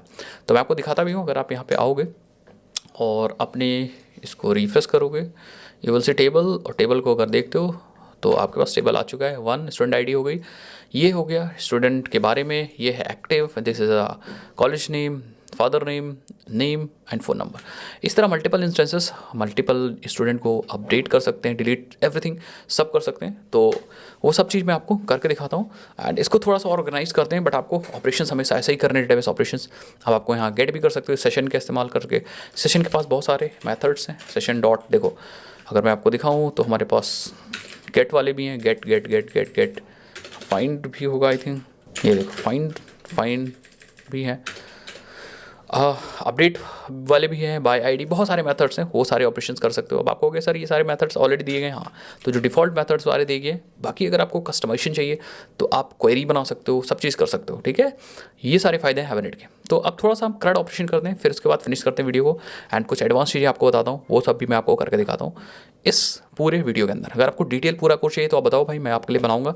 फिलहाल इतना वीडियो कैसा अच्छा लग रहा है, अगर अच्छा लग रहा है तो कमेंट सेक्शन में ज़रूर लिखिए। चलो भाई आगे बढ़ते हैं। तो हाइब्रिड को समझने के लिए हम लोग क्या करते हैं, मतलब कितने आसानी से हाइब्रिड को समझ सकते हैं, इसके लिए स्टूडेंट जो हमने बनाई है इसमें हम लोग मैपिंग करते हैं, एक और रिलेशन ऐड करते हैं स्टूडेंट में। अब चाहे उसका लैपटॉप्स हो, स्टूडेंट के पास और भी डेटा ऐड कर सकते हैं, और जितने भी ऑपरेशन हो सकते हैं वो सारे ऑपरेशन मैं आपको करके दिखाता हूँ, CRUD ऑपरेशन के साथ एक्स्ट्रा कुछ ऑपरेशंस, तो उसके बाद आप अच्छे से समझ पाओगे। तो हम क्या करते हैं, पहले तो दो टेबल्स को या दो एंटिटीज़ को कनेक्ट कैसे करते हैं, तो हमारे पास दो एंटिटी होनी चाहिए, वो बना लेते हैं हम लोग। तो हम लोग एंटिटीज़ के बाद सपोज स्टूडेंट के लैपटॉप से स्टोर करें या स्टूडेंट के सर्टिफिकेट स्टोर करने वाले हैं, तो हम यहाँ पे एक क्लास बनाते हैं, और मैपिंग भी मैं आपको सिखाता हूँ। क्लास का नाम होगा सर्टिफिकेट, एंड ये भी एक एंटिटी क्लास होगी। तो हम यहाँ पे एंटिटी बना दो, टेबल का नाम आप क्या रखने वाले हो वो रख दो। जैसे फॉर एग्जांपल टेबल का नाम आप रखने वाले हो यहाँ पे name student certificate, and then private long CID या सर्टिफिकेट ID, एंड ये भी ऑटो इंक्रीमेंट होगी तो ID कर देंगे। एंड जनरेटेड वैल्यू में स्ट्रैटेजी में हम रखेंगे यहाँ जनरेशन टाइप, और इसको भी आइडेंटिटी रखेंगे फॉर द MySQL पोस्टग्रेस के लिए आइडेंटिटी बढ़िया चलती है, बाकी आप सीक्वेंस वगैरह यूज़ कर सकते हो, अलग भी चीज़ें। उसके बाद यहाँ पे सर्टिफिकेट किस चीज़ का है, सपोज टाइटल क्या है, एंड प्राइवेट सर्टिफिकेट के बारे में कुछ अबाउट ले लो, एंड देन फाइनली सर्टिफिकेट का लिंक सो दैट जहाँ से सर्टिफिकेट का PDF वगैरह डाउनलोड कर सको, ठीक है। तो ये 3 चीज़ ले ली मैंने। अब जैसे ही आप रन करोगे ना, अपने एप्लीकेशन को रन करोगे, जैसे फॉर एग्जांपल ऐप है, तो यहाँ पे सेव वाला चीज़ हटा देते हैं so that bar bar save ना हो जाए। तो जैसे आप इसको रन करोगे यू विल सी आपके पास यहाँ पे, अच्छा मैपिंग भी करनी होगी ना इसकी, मतलब हाइब्रिड कॉन्फ़िगरेशन के अंदर बताना होगा, तो सेम आप काम वो भी कर सकते हो। यहाँ पे आप एक और टैग लगा के और फिर क्लास बता सकते हो। एक और तरीका मैं आपको बताता हूँ, आप क्या कर सकते हो, जब आप कॉन्फ़िगरेशन कर रहे हो हाइबरनेट यूटिल के अंदर, यहाँ पे उस समय आप यहाँ पे बिल्ड सेशन फैक्ट्री से पहले यहाँ पे ऐड एनोटेटेड क्लास और अपनी क्लास का लिटरल पास कर सकते हो। जैसे हमें ऐड करना था, हमें ऐड करना है स्टूडेंट के साथ साथ certificate dot class, and then आप बिल्ड कर सकते हो। तो ये भी एक तरीका है, आप ऐसा भी कर सकते हो, ठीक है। ऐड एनोटेड क्लासेस यहाँ भी कर सकते हो अपनी कॉन्फ़िगरेशन के साथ, और अपने हाइब्रिड कॉन्फ़िग में भी पास कर सकते हो। दोनों तरीके हैं आपके पास, जैसा आपको करना है वैसा कर लो। एंड देन फाइनली हम लोग आ जाएंगे अपने, अरे भाई ये क्लास कैसे चल जा रही, आ जाएंगे अपने मेन क्लास के अंदर ऐप, एंड देन फाइनली हम इसको रन करेंगे, और फिर आपके पास यहाँ पे saved student successfully, but I think table नहीं क्रिएट हुई क्या, तो एक बार मैं चेक करता हूँ। ऐसा भी कर सकते हो, कोई इशू नहीं है। हाँ टेबल नहीं आई है अभी, एक बार हम कॉन्फ़िगरेशन फाइल फिर से ज़रा खोलते हैं। सेव नहीं था क्या, हाँ सेव नहीं था, दोबारा से चलाओ, ठीक है। तो अब ऐप को रीरन करते हैं। आई नहीं टेबल, तो आई थिंक ऐड तो कर दिया है हम लोगों ने हाइब्रिड यूटिल्स में। चलो एनोटेड क्लास में सर्टिफिकेट डॉट क्लास ऐड कर दिया, सर्टिफिकेट डॉट क्लास के ऊपर हम लोगों ने एंटिटी टेबल दोनों मार्क कर दिया, ID बना दी। कर सकते हो आई थिंक ऐसे भी, बट एक बार हम लोग अपना नॉर्मल वाला तरीका ट्राई करते हैं। इसको जोड़ते हैं अपने कॉन्फ़िग के अंदर यहाँ पे, देन हम मैपिंग्स, और मैपिंग्स के अंदर क्लास के अंदर सेव लिखते हैं, देन सर्टिफिकेट लाते हैं, एंड देन अगेन रन करते हैं ज़रा। अरे भाई फिर से दूसरी क्लास क्यों चल जा रही, और ठीक है ऐप में आ जाओ, रन एज जावा कर लो, यस। तो हमारी टेबल क्रिएट हो गई। आप वैसे भी कर सकते हो, ठीक है, बट एक बार में एक ही करिए, दोनों मत करिए, अदरवाइज दिक्कत हो जाएगी, ठीक है। तो आप यहाँ से भी ऐड कर सकते हो। अब हमारे पास सर्टिफिकेट भी है और हमारे पास स्टूडेंट भी है, दोनों के बीच में रिलेशन नहीं है, ठीक है। आप देखो सर्टिफिकेट भी है और दोनों के बीच में रिलेशन कैसे बनाएंगे। अब आपको समझना पड़ेगा कि एक स्टूडेंट के पास सिर्फ एक ही सर्टिफिकेट होगा कि एक स्टूडेंट के पास मल्टीपल सर्टिफिकेट्स होंगे, ठीक है। क्या मल्टीपल सर्टिफिकेट भी किसी स्टूडेंट या एक स्टूडेंट के साथ एसोसिएटेड होंगे कि मल्टीपल सर्टिफिकेट मल्टीपल स्टूडेंट के साथ एसोसिएटेड होंगे, ये चीज़ आपको समझनी पड़ेगी। तो अगर आपको एक स्टूडेंट के पास सिर्फ एक ही सर्टिफिकेट होने वाला है तो आपको उस हिसाब से मैपिंग करनी पड़ेगी 1 to 1। अगर एक स्टूडेंट के पास मल्टीपल सर्टिफिकेट होने वाला है तो आपको 1 to many करनी पड़ेगी। और अगर एक सर्टिफिकेट मल्टीपल स्टूडेंट के पास हो और एक सर्टिफिकेट मल्टीपल स्टूडेंट के पास हो, और मतलब मेनी टू मेनी जैसे फॉर एग्जांपल हमारे पास मल्टीपल सर्टिफिकेट है और एक सर्टिफिकेट भी मल्टीपल स्टूडेंट से एसोसिएटेड है, तो मेनी टू मेनी होगा वहाँ पे। तो हम अभी के लिए फिलहाल एक स्टूडेंट के पास देखो सर्टिफिकेट, एक सर्टिफिकेट किसी दो लोग का नहीं हो सकता, तो उल्टा तो नहीं possible, that many to many यहाँ पे नहीं पॉसिबल है, बट एक स्टूडेंट के पास मल्टीपल सर्टिफिकेट्स हो सकते हैं। तो हम क्या करेंगे, ये हमारा स्टूडेंट है, यहाँ पे आएंगे, एक प्रॉपर्टी ऐड करेंगे दैट इज़ अ प्राइवेट, वो लिस्ट भी हो सकती है, सेट भी हो सकता है। तो चलो मैं लिस्ट लेता हूँ, and list of certificate, and that is a certificate is equal to new array list, ठीक है। और यहाँ पे आप देखो अगर, तो ये लगाने की ज़रूरत नहीं है, I think it is required but that is name is not required. अब यहाँ पे ये लिस्ट तो हमने बना दी, मतलब जब एक स्टूडेंट का ऑब्जेक्ट मिलेगा तो हमें मल्टीपल सर्टिफिकेट्स मिल जाएंगे, लेकिन डेटाबेस में मैप करने के लिए हम यूज़ करेंगे वन टू मेनी। और उल्टा भी अगर आप देखो तो अगर सर्टिफिकेट के अंदर आ जाओ तो एक सर्टिफिकेट होगा सिर्फ एक ही स्टूडेंट के साथ एनोटेड होगा, नहीं एक स्टूडेंट के पास मल्टीपल सर्टिफिकेट है बट कई सारे सर्टिफिकेट होंगे जो हमारे एक स्टूडेंट के साथ एनोटेड होंगे, that means many to one. एक तरफ से वन टू मेनी, दूसरी तरफ से मेनी टू वन। तो हम अगर एक की बात करें, एक सर्टिफिकेट की बात करें तो प्राइवेट स्टूडेंट, एक सर्टिफिकेट तो एक के साथ ही होगा, ठीक है। तो मेनी टू वन, ये वाली मैपिंग आपको करने की ज़रूरत है। मैपिंग को डिटेल में समझने के लिए हमारा आप पेड कोर्स भी ले सकते हो, वहाँ भी हमने जेपीए के बारे में बात करते हैं, जेपीए हाइब्रिड के बारे में। या अगर आप फ्री प्लेलिस्ट देखना चाह रहे हो तो फ्री प्लेलिस्ट भी हाइब्रिड की कंप्लीट है, वहाँ भी जाके आप देख सकते हो। तो बेसिकली हमने अभी ये किया है कि थोड़ा सा मैं आपको यहाँ भी समझ लो आप, ठीक है। हमारे पास यहाँ पर एक तरफ है हमारे पास स्टूडेंट्स, एक तरफ स्टूडेंट है और एक तरफ हमारे पास सर्टिफिकेट्स हैं, बहुत सारे सर्टिफिकेट्स। अब एक स्टूडेंट है जैसे अमन, तो इस अमन के पास बहुत सारे सर्टिफिकेट हो सकते हैं, इस स्टूडेंट के पास बहुत सारे सर्टिफिकेट हो सकते हैं, लेकिन एक सर्टिफिकेट की अगर मैं बात करता हूँ तो एक सर्टिफिकेट सिर्फ अमन के साथ ही होगा। जैसे मान लो एक सर्टिफिकेट किसी दो लोग के बीच में शेयर नहीं होगा, तो एक सर्टिफिकेट आईडी, इस सर्टिफिकेट आईडी सपोज है 101, तो ये जो 101 आईडी है सर्टिफिकेट की वो सिर्फ अमन के साथ ही एसोसिएट होगा। दैट मीन्स अगर मैं बात करूँ वन टू मेनी की, तो वन टू मेनी मतलब एक स्टूडेंट के पास बहुत सारे सर्टिफिकेट्स हैं, इसी यही होती है वन टू मेनी। अब उल्टा भी आप देख सकते हो कि कई सारे सर्टिफिकेट हैं वो एक स्टूडेंट के पास ही हैं। दैट मीन्स अगर उल्टा देखें तो उल्टी की तरफ से हमने मेनी टू वन लगाया है, इसलिए मैंने एक तरफ से वन टू मेनी और दूसरी तरफ से मेनी टू वन लगाया। आई थिंक आप समझ गए होंगे। थोड़ी सी आप इसको और कस्टमाइज़ कर सकते हो, क्योंकि होगा क्या, जब रिलेशंस डेटाबेस में हैंडल किए जाएंगे तो इसकी टेबल बनेगी, तो इधर से इस रिलेशन को हैंडल करने के लिए एक कॉलम बन जाएगा और इधर से भी सेम रिलेशन को मैनेज करने के लिए एक नई टेबल बन जाएगी, क्योंकि ये एक अलग से लिस्ट है। तो इसको अवॉइड करने के लिए कि भाई सेम रिलेशन को हैंडल करने के लिए मल्टीपल चीज़ें ना क्रिएट हो, मैं कहूँगा वन टू मेनी के अंदर यहाँ पे एक ऑप्शन होता है दैट इज़ मैप्ड बाय, कि एक ही मैपिंग कैसे हैंडल होगी, मैपिंग हैंडल होगी स्टूडेंट क्लास के या सर्टिफिकेट क्लास के स्टूडेंट वाले फील्ड से। यस, तो जो मैपिंग हैंडल की जाएगी वो सर्टिफिकेट के स्टूडेंट वाले फील्ड से मैपिंग हैंडल की जाएगी। तो डेटाबेस में इसको खुद के लिए कोई भी टेबल नहीं बनानी पड़ेगी। बाकी और भी इन्फॉर्मेशन होती है, जैसे फॉर एग्जांपल हमारे पास एक होता है यहाँ पे फेच टाइप, और फेच टाइप में यहाँ पे लेजी होता है, ईगर होता है। ईगर लेजी भी आपको मैं बता देता हूँ। ईगर मीन्स कि जब हम स्टूडेंट फेच करेंगे तो उसके सर्टिफिकेट ऑटोमेटिक फेच हो जाएंगे, और लेजी मतलब ऑन डिमांड, जब हमें ज़रूरत होगी तब। तो जब स्टूडेंट फेच करेंगे तो उसके सर्टिफिकेट नहीं फेच होंगे, बट जब हम डिमांड करेंगे तब उसके सर्टिफिकेट फेच होंगे। तो यहाँ पे दो ऑप्शन है, अगर आप वन टू मेनी में जाओगे, क्लिक करके इस पर क्लिक करो और देखो यहाँ पे फेच टाइप भी है। बाय डिफॉल्ट लेजी है वन टू मेनी में, वन टू मेनी के लिए बाय डिफॉल्ट लेजी है। इसका मतलब जब आप स्टूडेंट फेच करोगे तो सर्टिफिकेट नहीं फेच होंगे, जब आप गेटर कॉल करोगे उसका तब आप डिमांड कर रहे हो उस समय सर्टिफिकेट्स फेच होंगे। तो बाय डिफॉल्ट लेजी है, आप इसको ईगर करना चाहो तो कर दो, बट अदरवाइज लेजी भी ठीक है। इफ़ यू वांट तो आप यहाँ पे मेंशन भी कर सकते हो, बट डिफ़ॉल्ट केस है तो मेंशन करने की ज़रूरत नहीं है। फिर एक यहाँ पे ऑप्शन है एक कैस्केड का। कैस्केड का मतलब कि आप पेरेंट ऑपरेशन के साथ चाइल्ड को कैसे हैंडल करोगे। कैस्केड मीन्स कि अगर आप यहाँ पे कर देते हो कैस्केड ऑल मीन्स हम अगर स्टूडेंट को सेव करते हैं तो सर्टिफिकेट भी सेव हो जाएंगे, अलग से हमें सर्टिफिकेट सेव करने की ज़रूरत नहीं पड़ेगी, ठीक है। अगर स्टूडेंट को डिलीट करेंगे उसके सारे सर्टिफिकेट भी डिलीट हो जाएंगे। तो कैस्केड ऑल मतलब सारे ऑपरेशंस पेरेंट पे करें, चाइल्ड पे इफेक्ट करें। उसके बाद और भी यहाँ पे मुझे लगता है और तो कुछ नहीं है। एक ऑर्फन रिमूवल ट्रू है, और इसको हम ट्रू कर सकते हैं। मतलब बाय डिफ़ॉल्ट सपोज आप स्टूडेंट को फेच किए और यहाँ पे हमारे पास सर्टिफिकेट आ गए। अब हम सर्टिफिकेट लिस्ट से, स्टूडेंट की सर्टिफिकेट लिस्ट से हमने कोई सर्टिफिकेट को हटा दिया और फिर स्टूडेंट को सेव किया, तो अपने आप से डेटाबेस में भी इम्पैक्ट पड़ जाएगा। इसीलिए हम यहाँ पे ऑर्फन ट्रू कर सकते हो, ठीक है। ये काम हो गया। दूसरी तरफ से भी ये सारी चीज़ कर सकते हो। यहाँ से भी आप ये सारी चीज़ें कर सकते हो। बट मेनी टू वन में जब आप स्टूडेंट फेच करोगे, जब आप सर्टिफिकेट फेच करोगे तो उसके स्टूडेंट अपने आप से आ जाएंगे। इसका टाइप ईगर है, कैस्केड डिफ़ॉल्ट है, ठीक है, ये सब चीज़ें आप कर सकते हो। बाकी अगर आप ज्वाइन कॉलम बदलना चाह रहे हो तो आप ज्वाइन कॉलम बदल सकते हो।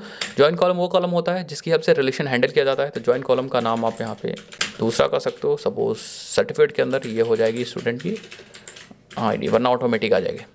अब आप अपने एप्लीकेशन को फिर से दोबारा से रन करो, यू विल सी कि रिलेशन भी डेटाबेस के अंदर हैंडल कर लिया गया है।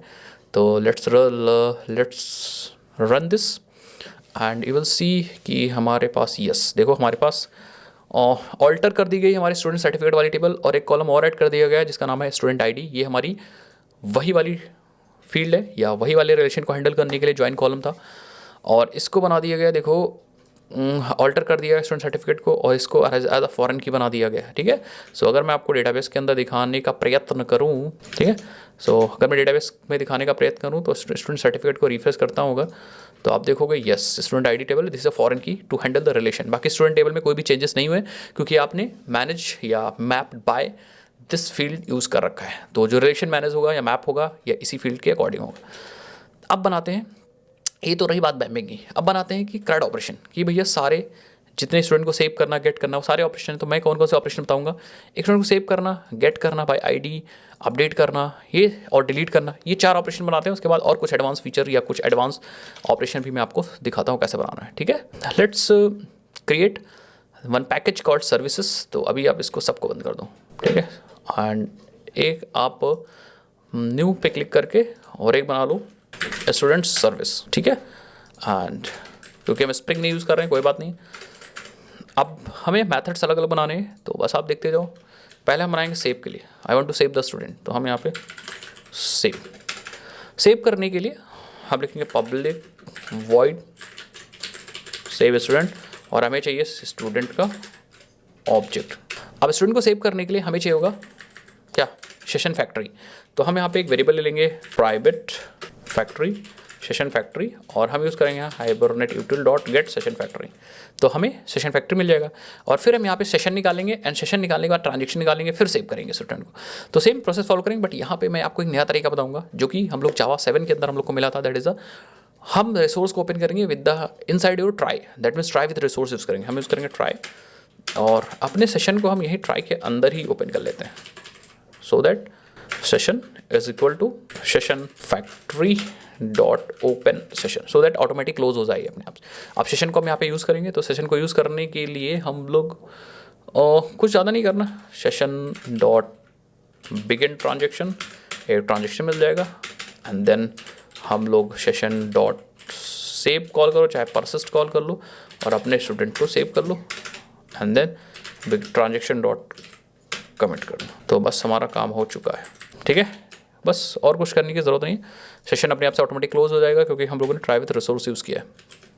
तो ये हो गया सेव। अब इस मेथड को कॉल करते हैं। अगर कोई एरर आती है ट्राई या एरर आती है तो आप यहाँ पे e.print डाल सकते हो। तो ये हो गया सेव। अब बात करते हैं कि अपडेट या गेट की, गेट बाय आईडी। अगर आपके पास आईडी है तो आप गेट बाय आईडी, तो हम कहेंगे पब्लिक, और हमें निकालना है स्टूडेंट गेट बाय आईडी, और हमें चाहिए स्टूडेंट आईडी, तो हम यूज़ करेंगे क्योंकि हम लोग की जो स्टूडेंट आईडी वो लॉन्ग है। अगर इस पर क्लिक करके देखो ये रही, तो इसलिए हमने यहाँ पे लॉन्ग ले रखी है, ठीक है। और अगेन फिर से हमें सेशन को ओपन करना है, तो अगेन मैं वही तरीका फॉलो करूँगा। मैं यूज़ करूँगा यहाँ पे ट्राई कैच, और ट्राई के अंदर सेशन तो हमें चाहिए होगा ना, तो हम यहाँ पे session is equal to session factory dot open session open कर लेंगे, एंड देन हम सेशन डॉट एंड अच्छा गेट के लिए आपको ट्रांजेक्शन को ज़रूरत नहीं है, ट्रांजेक्शन बिगिन करने की ज़रूरत नहीं है, तो आप directly session dot gate use कर सकते हो। और गेट में आप टाइप पास करो किस टाइप का ऑब्जेक्ट है, तो मेरा जो ऑब्जेक्ट है स्टूडेंट डॉट क्लास टाइप का ऑब्जेक्ट है, और यहाँ पे आपको आईडी पास करनी है, that is student ID, identifier pass करना, ठीक है। तो ये आपको स्टूडेंट देगा, एंड देन फाइनली आप यहाँ पे रिटर्न कर सकते हो स्टूडेंट को, हाँ सिंपल सा। एंड अगर कोई एरर आती है, सो इन दिस केस आप e.print ट्रेस लगा सकते हो, ठीक है। आई थिंक काम हो चुका है, e.print ट्रेस, देन फाइनली आप यहाँ से नल रिटर्न कर सकते हो, ठीक है। ओके, ये वाला भी काम हो गया। अब बात करते हैं नेक्स्ट की। सो हमने कैच ब्लॉक में यहाँ पे नल इसलिए रिटर्न कर दिया है क्योंकि बाई चांस अगर एरर आ जाती है यहाँ पे ट्राई में तो ऑब्जेक्ट हमें नल मिलेगा, ठीक है। तो ये हो गया हमारा गेट का सेशन की हेल्प से हम लोग गेट भी कर सकते हैं। उसके बाद हम लोग और बहुत सारा काम कर सकते हैं, जैसे अपडेट का। तो अपडेट का भी हम एक फटाफट बना लेते हैं। तो इस मेथड के बाद यहाँ पे अपडेट में कुछ इन्फॉर्मेशन अपडेट कर देते हैं, सारी अपडेट करने की ज़रूरत नहीं। तो हम यहाँ पे नया स्टूडेंट की इन्फॉर्मेशन भेज देंगे, अपडेट स्टूडेंट, और हमें चाहिए होगा स्टूडेंट आईडी। तो हम यहाँ पे सबसे पहले स्टूडेंट आईडी ले लो, और स्टूडेंट की डिटेल ले लो स्टूडेंट ऑब्जेक्ट में। अब हमें पुराना स्टूडेंट पहले चाहिए, तो पुराना स्टूडेंट फेच करने के लिए हम ट्राई लगा लेते हैं। कैच लगा लो, कोई फ़र्क नहीं पड़ता। ट्राई आप अलोन भी लगा सकते हो ऐसे, ठीक है। ट्राई आप सिर्फ ट्राई भी यूज़ कर सकते हो, और सेशन भी चाहिए होगा क्योंकि डेटाबेस ऑपरेशन करना है। तो session is equal to and then again session factory dot open session कर लो, और मिल चुका हमें यहाँ पे सेशन। आप सेशन मिल चुका तो हम पहले पुराना अपना ऑब्जेक्ट फेच करते हैं। उसके लिए हम ट्रांजेक्शन ओपन कर लो क्योंकि ट्रांजेक्शन चाहिए होगा आपको, ठीक है। सेशन डॉट बिगिन ट्रांजेक्शन, और एक बार ट्रांजेक्शन मिल गया तो हम पुराना पहले ऑब्जेक्ट फेच करते हैं, ठीक है। तो सेशन डॉट गेट स्टूडेंट का ऑब्जेक्ट चाहिए मुझे, एंड फाइनली आईडी इसकी क्या है, स्टूडेंट आईडी है। तो ये हमें दे देगा पुराना object student 2। It's the old student हमें मिल जाएगा। अब हम ओल्ड स्टूडेंट में डेटा को सेट कर सकते हैं, ठीक है, कि डेटा सब चीज़ सही है कि नहीं है।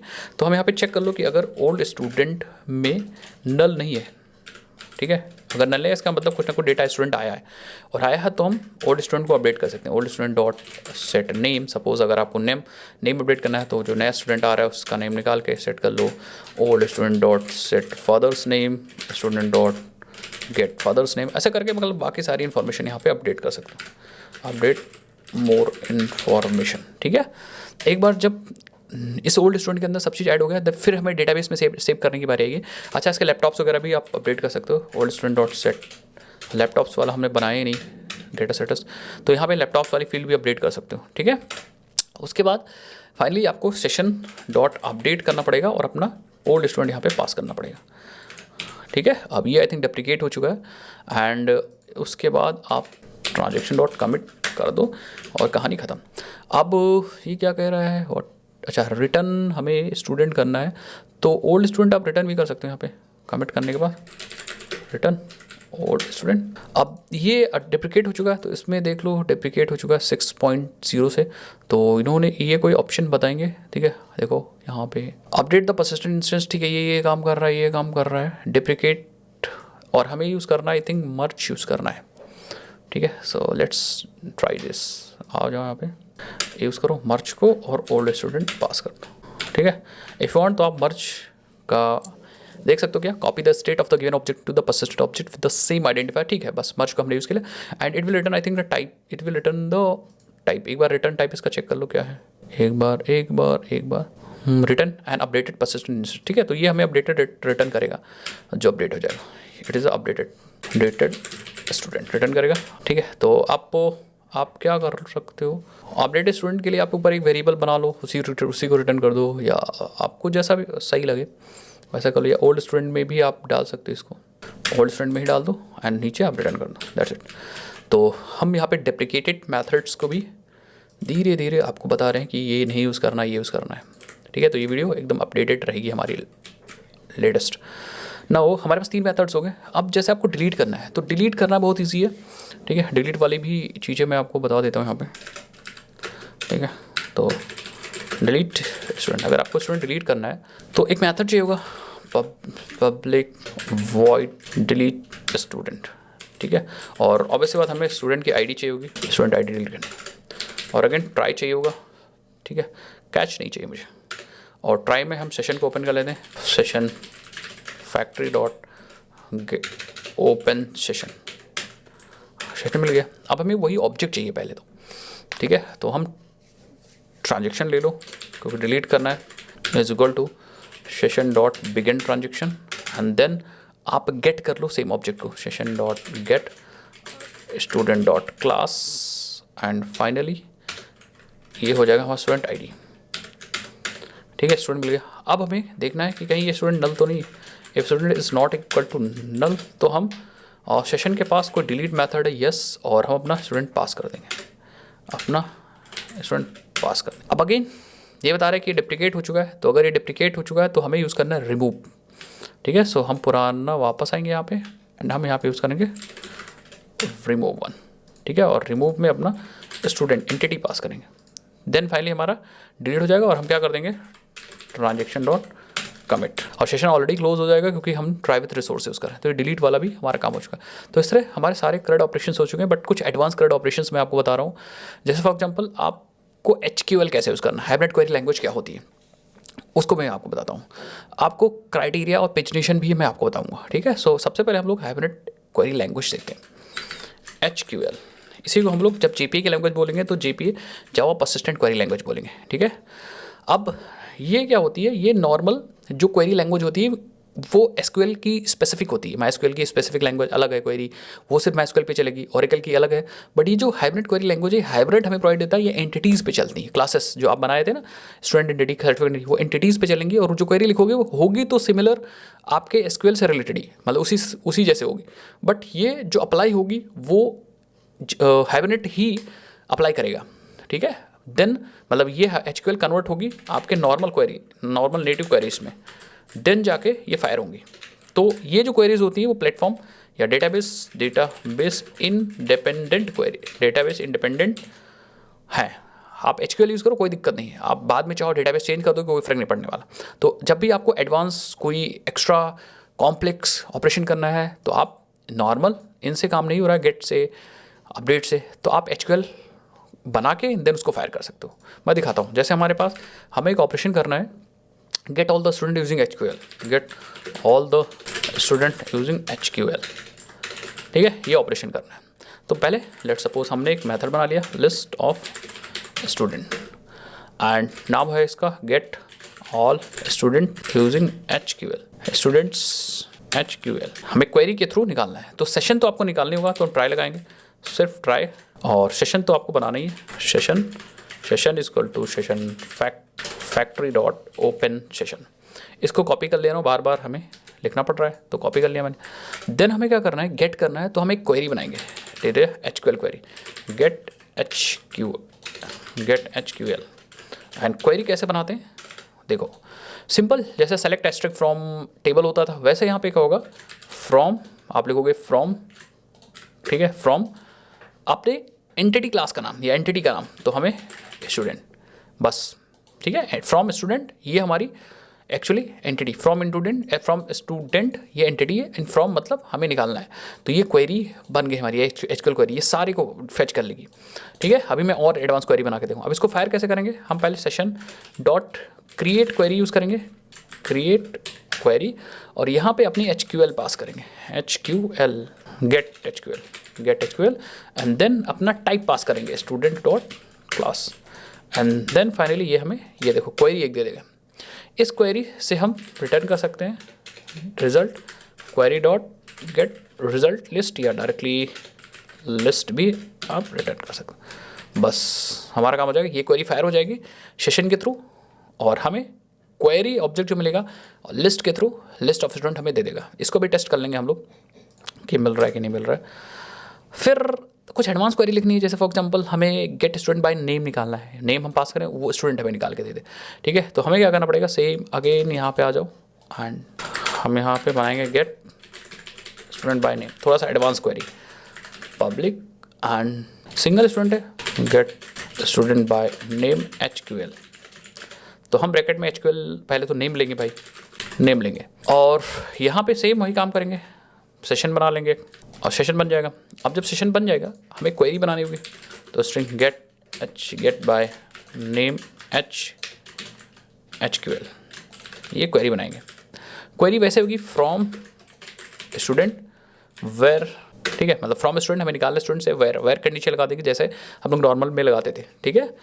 आप इसको एक तरीके से और बना सकते हो, ठीक है, सेलेक्ट से भी स्टार्ट कर सकते हो इसको, एंड वेयर अब उस एंटिटी दैट मीन्स स्टूडेंट के अंदर जो फील्ड है नेम, एंड देन आप यहाँ हार्ड कोड भी कर सकते हो, बट हम हार्ड कोड नहीं करेंगे, हम equal to and then place holder use करेंगे, that is a colon and student name. It is a place holder, student name is a place holder. अब इस प्लेस होल्डर की जगह पे हम उसका नाम पुट करेंगे। कैसे पुट करेंगे मैं बताऊंगा। तो ये जो एचक्यूएल क्वेरी बन रही है वो डायनेमिक, इसके अंदर जो डेटाबेस या डेटा आ रहा है वो डायनेमिक आ रहा है। बेसिकली ये डायनेमिक क्वेरी है। इसी तरह एंड भी लगा सकते हो, 2 कंडीशन 3 कंडीशन कंबाइन कर सकते हो, लाइक क्वेरी लगा सकते हो।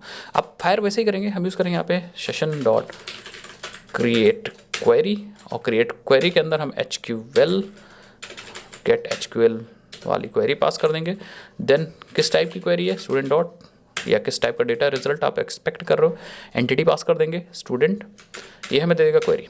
अब हमें इस क्वेरी के अंदर डेटा भी पुट करना, पैरामीटर पुट करना है।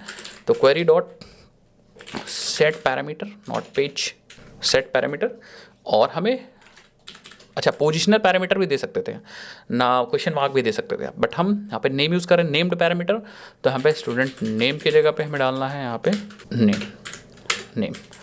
बस अब से हम रिटर्न कर सकते हैं, क्योंकि हमें यूनिक रिजल्ट मिल रहा है। तो मैं यहाँ पे क्वेरी डॉट यूनिक रिजल्ट, एक ही रिजल्ट चाहिए, यूनिक रिजल्ट पास, बस ठीक है। एक यहाँ पे ब्रैकेट ज़्यादा लगे, हमारा ये वाला भी काम हो चुका है। ठीक है, तो इस तरह से हम क्वेरी बना सकते हैं।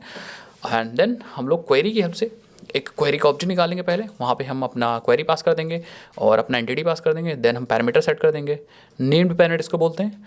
पोजिशनल पैरामीटर भी पास कर सकते हैं क्वेश्चन मार्क को यूज़ करके। एंड देन हम यूनिक रिजल्ट की हेल्प से अपना रिजल्ट पास करेंगे।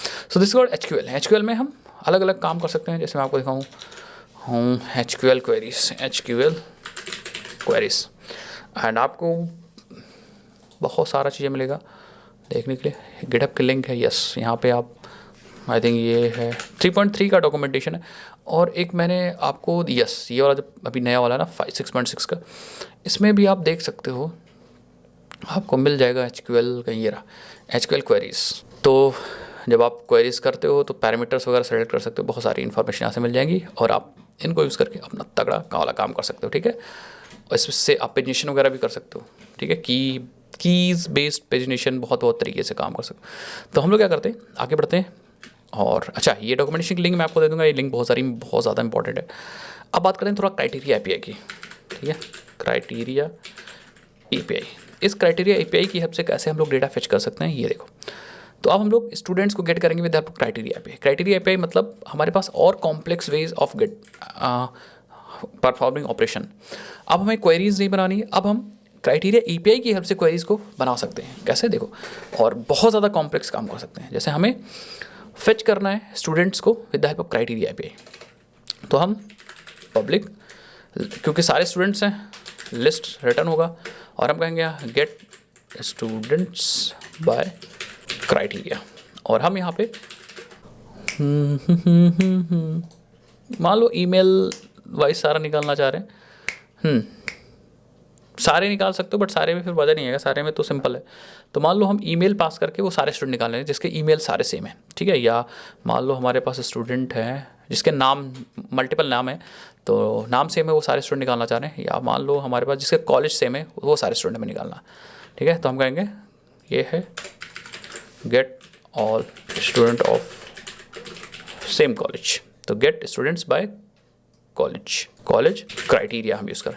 अब यहाँ पे हमने ले लिया है कॉलेज। ठीक है, बाकी सेशन हम बना लेंगे यहाँ पे। एक बार सेशन बन जाएगा, फिर हम यहाँ पे बनाएंगे क्राइटेरिया।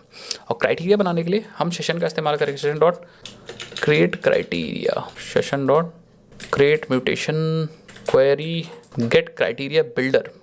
यस, आई थिंक हमें पहले क्राइटेरिया बिल्डर निकालना है। यस, ये क्राइटेरिया बिल्डर है।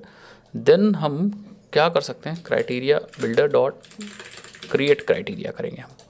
I think criteria builder dot let's try something. इसमें तो बहुत सारी चीज़ें हैं हमारे पास। सेशन के पास और कोई मेथड नहीं है। आई एम सर्चिंग कि भाई सेशन के पास क्रिएट क्राइटेरिया डायरेक्टली नहीं बन रहा है क्या। Okay, so I think session से डायरेक्टली हम क्वेरी क्राइटेरिया नहीं क्रिएट कर पाएंगे, तो हमें वही तरीका फॉलो करना पड़ेगा। Session dot gate criteria builder, हमें मिल जाएगा क्राइटेरिया बिल्डर। देन हम इस क्राइटेरिया बिल्डर से क्रिएट क्वेरी बना सकते हैं। यस, और हम यहाँ पास कर सकते हैं कि हमें निकालना है स्टूडेंट डॉट क्लास। तो हमें मिल जाएगी यहाँ पे यस, और एक क्वेरी मिल जाएगी। इस क्वेरी पे हम लोग काम कर सकते हैं, हम बहुत सारी चीज़ें कर सकते हैं इस क्वेरी पे। अलग अलग तरीके का काम कर सकते हैं और चीज़ कर सकते हैं। जैसे फॉर एग्जांपल हमें यहाँ पे ऐड करना है एक रिस्ट्रिक्शन कि स्टूडेंट का कॉलेज सेम हो या स्टूडेंट का कॉलेज वही हो जो हमने पास किया। तो क्वेरी डॉट, यहाँ पे देखो हमारे पास डिस्टिंक्स इक्वल फेच है, तो क्या हम यहाँ पे ऐड कर सकते हैं एक क्वेरी डॉट, हम लोग चेक कर सकते हैं क्वेरी डॉट इक्वल्स। अब देखो इक्वल्स है, फेच है, एंड देन हमारे पास यहाँ पे ज्वाइन वगैरह भी है, ऑर्डर वगैरह है हमारे पास यहाँ पे। तो क्या इसके पास ऐड रिस्ट्रिक्शंस का कोई मेथड है? ना ना ना। तो हमें लगाना है रिस्ट्रिक्शन, और रिस्ट्रिक्शन लगाने के लिए हमें यहाँ पे फ्रॉम करेंगे तो मिल जाएगा हमें रिटर्न में। तो हम लोग इसमें यूज़ कर सकते हैं इक्वल्स, इक्वल्स में ऑब्जेक्ट कंपैरिजन है। तो हमने यहाँ पे क्वेरी बना ली है गाइस, एंड जेपीए क्वेरी की जगह पे क्या हम क्राइटेरिया क्वेरी यूज़ कर सकते हैं क्या? आई थिंक क्राइटेरिया ठीक है, इंटरफेस है या जेपीए ठीक है, चलो क्राइटेरिया क्वेरी हम लोग ट्राई करते हैं। एक बार क्वेरी हमारी बन गई, उसके बाद हम लोग क्या करेंगे, हम लोग query dot from and student dot class type करेंगे यहाँ पे। यस, तो हमें मिल जाएगा root. So this is a root मिलेगा। अब इस रूट पे हम लोग रिस्ट्रिक्शंस या वेयर सब चीज़ ऐड कर सकते हैं। तो मैं कहूँगा यहाँ पे क्वेरी डॉट सेलेक्ट यूज़ करूँगा, सेलेक्ट में रूट पास करूँगा, एंड देन मैं यहाँ पे लगा सकता हूँ वेयर, और वेयर में मैं अलग अलग चीज़ पास कर सकता हूँ, जैसे क्वेरी डॉट इक्वल्स, और इक्वल्स में मैं यहाँ पे रूट डॉट गेट, और ये रूट डॉट वेयर के अंदर हम लोग यूज़ करेंगे क्राइटेरिया बिल्डर।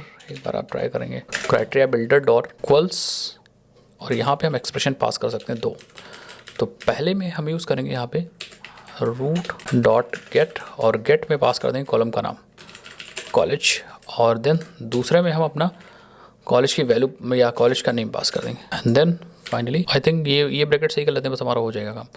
तो पहले हमने सेलेक्ट किया इस क्वेरी से सेलेक्ट किया अपने रूट को, फिर मैंने वेयर कंडीशन लगाया। वेयर कंडीशन में हमें 2 चीज़ पास करनी है, एक चीज़ हमें पास करनी है दिस, एंड एक चीज़ पास करनी है ये, बस। तो हमने देखो query dot select and then root pass कर दिया, वेयर में क्राइटेरिया बिल्डर डॉट इक्वल्स। तो हम वेयर कंडीशन में यहाँ पे इक्वल्स वाला पास कर रहे हैं, यहाँ अलग अलग कंडीशंस पास करते हैं। क्या इक्वल्स में क्या इक्वल हो, रूट का कॉलेज या रूट का कॉलेज हम जो नेम पास कर रहे हैं उससे इक्वल हो जाए। फिर हम क्या करेंगे, यहाँ पे हम यूज़ कर सकते हैं सेशन डॉट, अगेन मुझे करना पड़ेगा I think session dot query, तो हम लोग ऑलरेडी बना चुके हैं ना, एक बार ट्राई करते हैं ज़रा, रिटर्न करो क्वेरी डॉट गेट रिजल्ट। तो एक बार और हम लोग session dot create query use करते हैं, और अपना क्राइटेरिया अपनी क्वेरी पास कर दो, इस बार क्वेरी पास करो, एंड ये हमें दे देगा क्वेरी, एंड देन हम लोग query to dot get result list. Yes, इतना काम करेंगे, और ये ओके। तो ये रहा क्राइटेरिया एपीआई का एग्जांपल। इसमें बस यही हमने सिंपली आपको एपीआई के थ्रू जो मेथड्स हमें देंगे, मेथड्स हमें हाइब्रिड देगा, उन्हीं मेथड्स को यूज़ करके क्वेरी बनानी होती है। तो स्टेप्स यही है कि आपको सबसे पहले क्राइटेरिया बिल्डर निकालना है, देन आपको क्राइटेरिया बिल्डर की हेल्प से एक क्वेरी बनानी है, अपनी क्लास पास करनी है। तो क्राइटेरिया क्वेरी बनी है, याद रखिएगा, दैट रिप्रेजेंट अ स्टूडेंट। फिर आपको इस क्वेरी की हेल्प से आपको फ्रॉम किस स्टूडेंट से डेटा सेलेक्ट करना है, तो आपको रूट मिलेगा। देन आप क्वेरी डॉट सेलेक्ट और अपना रूट यहाँ पास कर दोगे, और फिर आप वेयर कंडीशंस लगा सकते हो। तो यहाँ पे हमने रूट पे वेयर कंडीशन लगाई, देन कॉलेज अपना पास कर दिया। फिर हमने session dot create query call करके और अपनी क्वेरी पास की है, ये क्वेरी। देन हमें मिलेगा query of student, and then इस क्वेरी पे हम गेट रिजल्ट लिस्ट निकाल सकते हैं। तो बीच में आप वेयर वगैरह जो भी लगाना चाहो लगा सकते हो। यहाँ पे मैंने वेयर लगाया है, देन आप यहाँ पे बहुत सारी चीज़ें और भी चीज़ें आप लगा सकते हो। अगर मैं आपको दिखाऊँ तो एंटर करो डॉट, ये देखो, ठीक है, यहाँ पे आप एंटर कर लो एक बार डॉट, आप देखो equals from get group list and और बहुत सारी बेसिकली चीज़ें आप यूज़ कर सकते हो यहाँ पे। ओके, सो बस हमारा काम हो चुका है ऑलमोस्ट। बाकी अब अगर आप एडवांस चीज़ कहोगे तो मैं आपके लिए अलग से वीडियो बना दूंगा क्वेरी के लिए। तो ऑलमोस्ट सब चीज़ें हैं। एक पेजिनेशन का एग्जांपल मैं बता देता हूँ आपको, बस हमारा ऑलमोस्ट काम हो जाएगा। तो एक मेथड और बना लेते हैं हम लोग। उस मेथड के अंदर हम लोग पेजिनेशन यूजिंग एचक्यूएल करते हैं, एचक्यूएल यूजिंग एचक्यूएल पेजिनेशन करते हैं। तो let me create one more method, यहाँ पे आ जाओ, एंड पब्लिक रिटन टाइप रखेंगे इस लिस्ट ऑफ स्टूडेंट, और नाम दे दो गेट स्टूडेंट विद पेजिनेशन। और पेजनेशन में हमें कुछ ये लेनी होगी, जैसे पेज नंबर क्या होगा, किस पेज नंबर का आप डेटा निकालना चाह रहे हो, ये ले लेंगे। पेज की साइज, एक पेज की साइज़ कितनी होगी, उसी हिसाब से डेटा फेच करेंगे, ठीक है। हाँ, तो ये हो गया।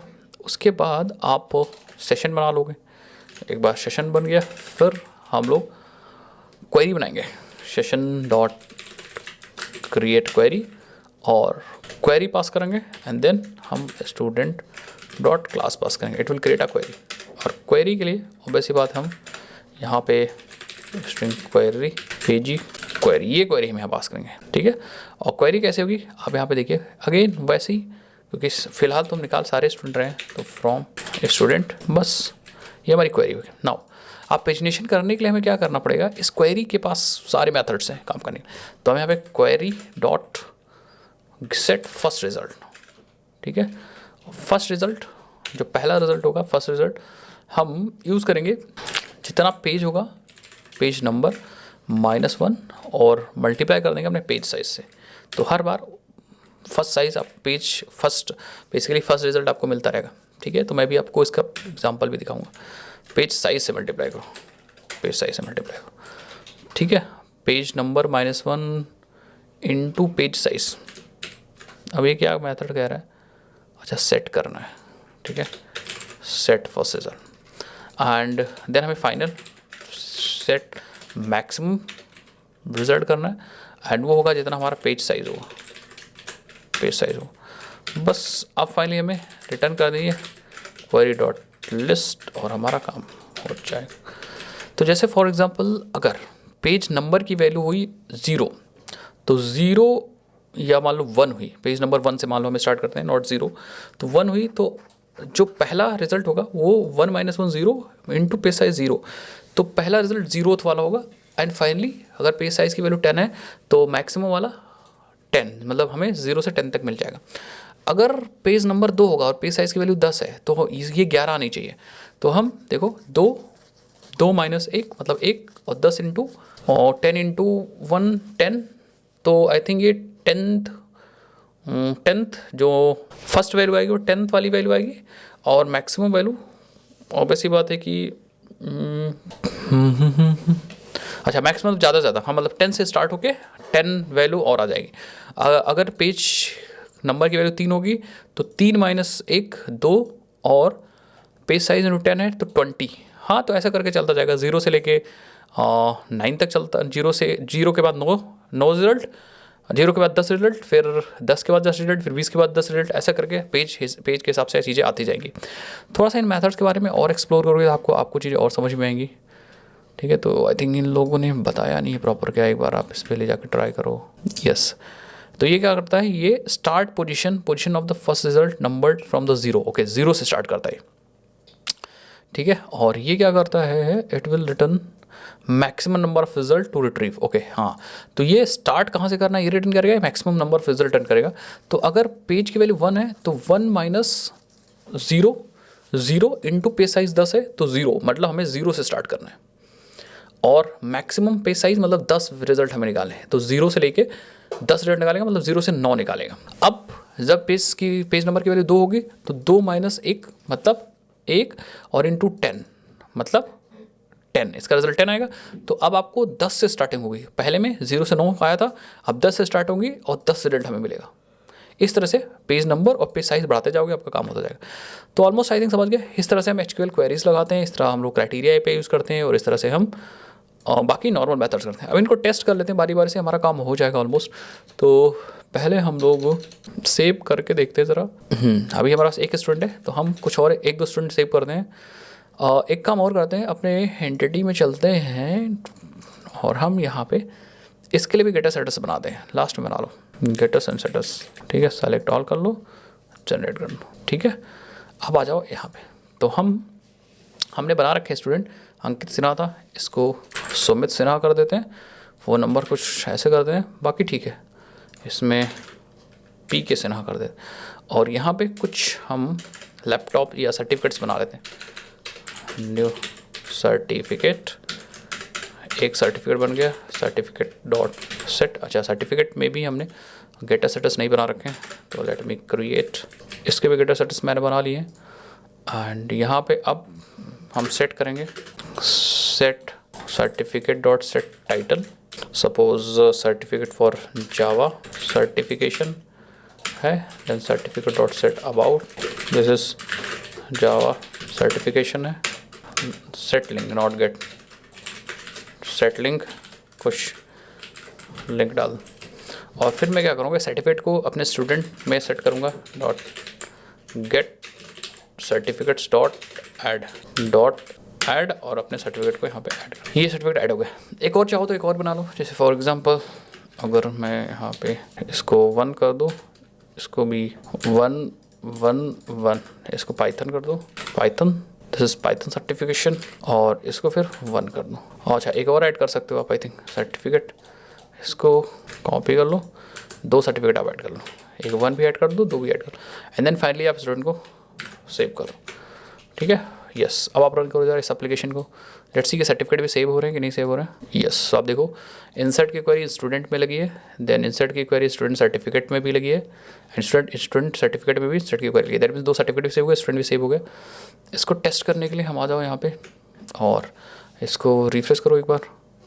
यस स्टूडेंट आ चुका है और नाम है स्टूडेंट का सुमित सिन्हा, और इसके 2 सर्टिफिकेट्स होंगे। यस आप यहाँ पे देखो 2 सर्टिफिकेट आ चुके हैं, बट एक प्रॉब्लम ये हुई कि इसके नहीं आए, लिंक नहीं हुआ है प्रॉपर, दैट मीन्स स्टूडेंट के अंदर हमने सर्टिफिकेट्स को लिंक तो कर दिया, सर्टिफिकेट के अंदर स्टूडेंट नहीं लिंक किया।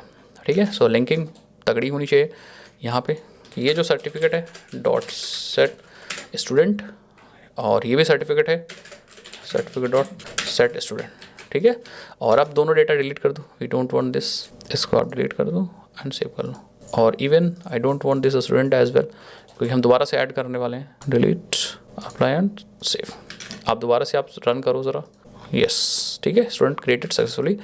अगेन आप रिफ्रेश करो, स्टूडेंट आ चुका है, और सर्टिफिकेट्स में यस हमारे सर्टिफिकेट आ चुके हैं, बट आई थिंक एक सर्टिफिकेट में हमने कुछ गड़बड़ कर दिया। हाँ एक सर्टिफिकेट गड़बड़ ये कर दिया कि हम लोगों ने यस यहाँ पे सर्टिफिकेट भी यूज़ किया, यहाँ पे सर्टिफिकेट यूज़ किया, इसमें हमें 1 यूज़ करना पड़ेगा। तो एक बार और रन करके देख लें, अदरवाइज आई थिंक आप समझ गए होगे आप। ठीक है, अगर आप सब चीज़ सही करोगे तो रिज़ल्ट आपको सही ही मिलेगा। आप अगर आप कुछ गलत कर रहे हो इसका मतलब रिज़ल्ट आपको गलत मिल रहा है। ऐसा कभी नहीं हो सकता कि आप गलत करो और सही करो रिज़ल्ट गलत मिले। फिर अब हम लोग रन करते हैं और फाइनल रिज़ल्ट अपना चेक करते हैं। यस देन फाइनली हम इसको रिफ्रेश कर लो और इसको भी आओ देखो। यस आप देखो स्टूडेंट आईडी भी आ चुकी है, दैट मीन्स हमारे स्टूडेंट सर्टिफिकेट्स यहाँ पे प्रॉपर्ली आ चुके हैं। दैट मीन्स ये वाला प्रॉपर काम हो रहा है। अब हम फेच करना गेट करना है और उसको चेक करना है कि भाई गेट हो रहा है चीज़ कि नहीं हो रहा है। उसके लिए हम मेन के अंदर नहीं करते, हम लोग क्या करते हैं, हम लोग टेस्ट का भी इस्तेमाल करते हैं, क्योंकि मेन के अंदर बार बार क्या ही कर पाओगे। सिर्फ हमें ये चेक करना है सारे मेथड सही चल रहे हैं कि नहीं चल रहे हैं।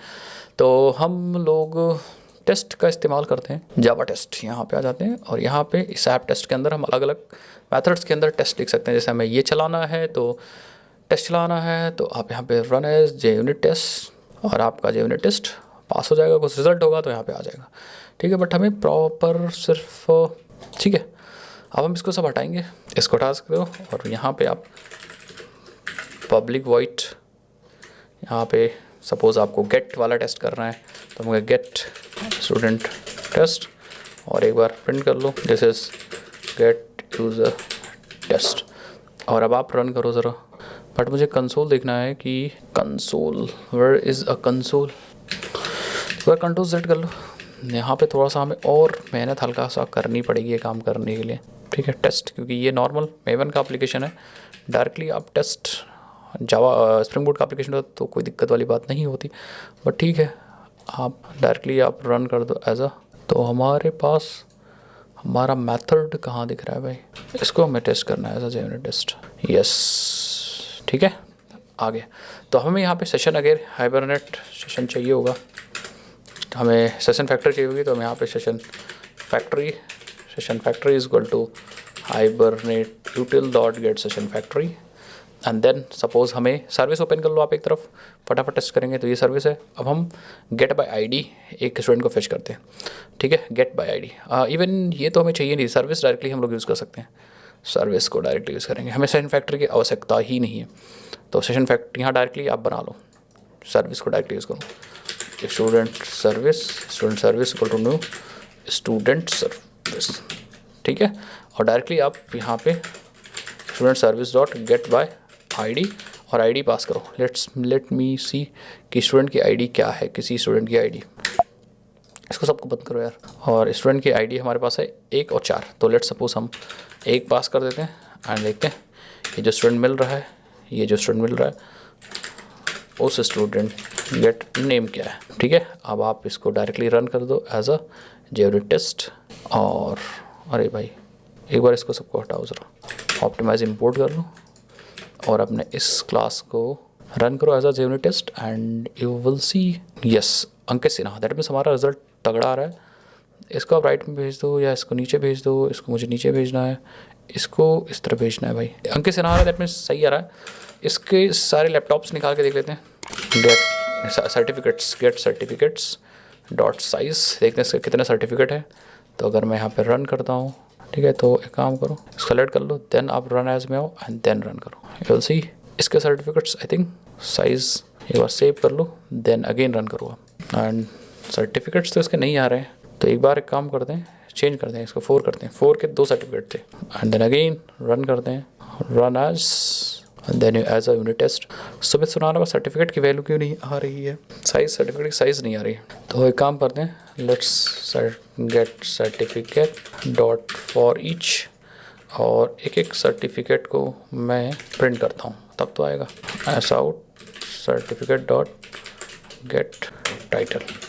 ठीक है, अब ज़रा ट्राई करते हैं क्या आ रहा है, एरर आ रही, कुछ तो पता चले। आई थिंक पुराना चल रहा है, क्यों हो रहा है ऐसा, एक बार दोबारा से करना। आप सर्टिफिकेट्स चल ही नहीं रहा है, ऐसा क्यों हो रहा है भाई, जबकि 4th जिसकी आईडी है चलना तो चाहिए। सर्टिफिकेट्स तो इसके आने चाहिए। एक काम करते हैं, ज़रा मेन में ट्राई करते हैं, हो सकता है टेस्ट की वजह से कोई प्रॉब्लम आ रही है। तो हम लोग आ जाओ यहाँ पे एंड ये सारा कमेंट कर दो, आई डोंट वांट दिस। हमें यहाँ से यहाँ तक का कुछ भी नहीं चाहिए अभी फ़िलहाल, कमेंट कर दो और यहाँ पे आओ, मेन में आ जाओ ज़रा। मेन में हमें वही again student service is equal to new student service, और ये इसको स्टूडेंट सर्विस ही कर दो, स्टूडेंट सर्विस। और जो आपने टेस्ट में कोड लिख रखा था ऐप टेस्ट, इसको ज़रा कॉपी कर लो यहाँ पे और मेन में ले आओ, अभी पता चल जाएगा। अब ज़रा इस कोड को रन करो, रन एज जावा एप्लीकेशन, देखते हैं क्या क्यों डेटा नहीं आ रहा है। यस, तो एरर आ रही थी, आई थिंक इसी वजह से प्रॉब्लम हो रही थी। देखो, fail to initialize the collection this no session found. तो एक्चुअली सेशन इसलिए नहीं फाउंड हो रहा है क्योंकि जब आपने एक बार फेच कर लिया और स्टूडेंट को, तो सेशन क्लोज हो गया, दोबारा से आप सर्टिफिकेट को फेच करो। तो इसको करने के लिए हमें क्या करना होगा, एक काम और कर सकते हैं हम लोग। एंटिटीज़ में जो कलेक्शन टाइप लेजी है ना, इसको हम लोग ईगर कर सकते हैं, या तो सेशन मेंटेन करें या तो ईगर करें। ठीक है, तो हमने इसको ईगर कर दिया सो दैट हम स्टूडेंट फेच करें, उसके सर्टिफिकेट अपने आप से आ जाएं। और इसी वजह से आई थिंक टेस्ट में प्रॉब्लम भी आ रही थी। अब अगर रन करेंगे आप देखोगे आपको यस सर्टिफिकेट, जावा सर्टिफिकेशन मिलेगा, पाइथन सर्टिफिकेट, या फिर आप सेशन उतना मेंटेन करो, अदरवाइज सेशन मेंटेन होगा, सेशन तुरंत क्लोज हो जा रहा है। तो इस तरह से हमारा काम कर रहा है। 1-2 और टेस्ट कर लेते हैं। लेट सपोज हम टेस्ट कर लेते हैं, एक ये कॉलेज दें और उस कॉलेज का डेटा आ जाइए, गेट स्टूडेंट बाय कॉलेज। ठीक है, तो आ जाओ यहाँ पे ऐप के अंदर एंड इसको कमेंट कर दो यहाँ पे student service dot get student by college में यहाँ पे मैं दे देता हूँ एंड हमें मिल जाएगा यहाँ पे। आप देखते हैं कितने डेटा आ जाएंगे। एस आउट कर लो, S out student by college dot size, देखते हैं, रन करो। 2 डेटा आना चाहिए क्योंकि दोनों का कॉलेज आई थिंक सेम है, तो यहाँ पे 2 डेटा आएगा, इसका मतलब हमारा परफेक्टली काम कर रहा है। यस, दोबारा इसका मतलब दोनों स्टूडेंट हमारे आ रहे हैं प्रॉपर्ली, तो काम हो रहा है हमारा। पेजिनेशन भी आप चाहो तो यूज़ करके देख सकते हो। जैसे पेजिनेशन में हमें let suppose student service dot get student with pagination, page number, page size, हमें 0 या फर्स्ट पेज चाहिए, पेज साइज 1 रखते हैं। तो देखते हैं कितना डेटा हमें मिल रहा है। एस आउट करो student with pagination dot size निकालने के हमें पता चल जाएगा कि 0 फर्स्ट पेज पे फर्स्ट साइज़ का डेटा कितना है। 1 आना चाहिए, 2 ही डेटा है हमारे पास ना। यस, तो 1 आ रहा है। अगर हम पेज नंबर बढ़ा दें, दैट मीन्स 2 कर दें, तो फिर से हमें 1 मिलना चाहिए। तो अगर मैं फिर से रन करता हूँ, फिर से आपको 1 मिल रहा है। तो क्योंकि हमने पेज साइज़ एक ही रखी है, तो एक पे एक डेटा है, दूसरे पेज पे दूसरा डेटा। पेज साइज़ आप बढ़ा दोगे, जैसे पेज साइज़ आपने 10 कर दी, और आप पहले पेज पे निकालोगे तो सारे 10 डेटा आ जाएंगे पहले पेज पे। तो इस तरह प्रेजेंटेशन काम कर रहा है। तो हम लोगों ने आई थिंक CRUD ऑपरेशन कर लिया एंड हमने क्राइटेरिया एपीआई बता दिया, एचक्यूएल बता दिया एंड एवरीथिंग ऑलमोस्ट आपने एक CRUD ऑपरेशन बना लिया। हाइबरनेट की हेल्प से सारा काम हो गया, कॉन्फ़िगरेशन ओवर एवरीथिंग मैंने आपसे बात कर ली। अब हम लोग मिलते हैं नेक्स्ट वीडियोज़ के अंदर। आप बताइएगा किस चीज़ का क्रैश कोर्स बनाएं और ये कोर्स कैसा लगा क्रैश कोर्स, आप कमेंट सेक्शन में ज़रूर बताइए। मिलते हैं ऐसे ही नेक्स्ट वीडियोज़ के अंदर। अगर आप यहाँ तक वीडियो देख रहे हो तो एक कमेंट करना मत भूलिएगा और वीडियो को अपने फ्रेंड्स के बीच में शेयर करना भी मत भूलिएगा। साथ ही साथ में अभी तक आपने चैनल को सब्सक्राइब नहीं किया, चैनल को सब्सक्राइब करिए क्योंकि यार बहुत ज़्यादा मेहनत लगती है वीडियोज़ को बनाने के लिए। चलो भाई मिलते हैं नेक्स्ट वीडियोज़ के अंदर। तो ले जय हिंद, जय भारत, बाय बाय।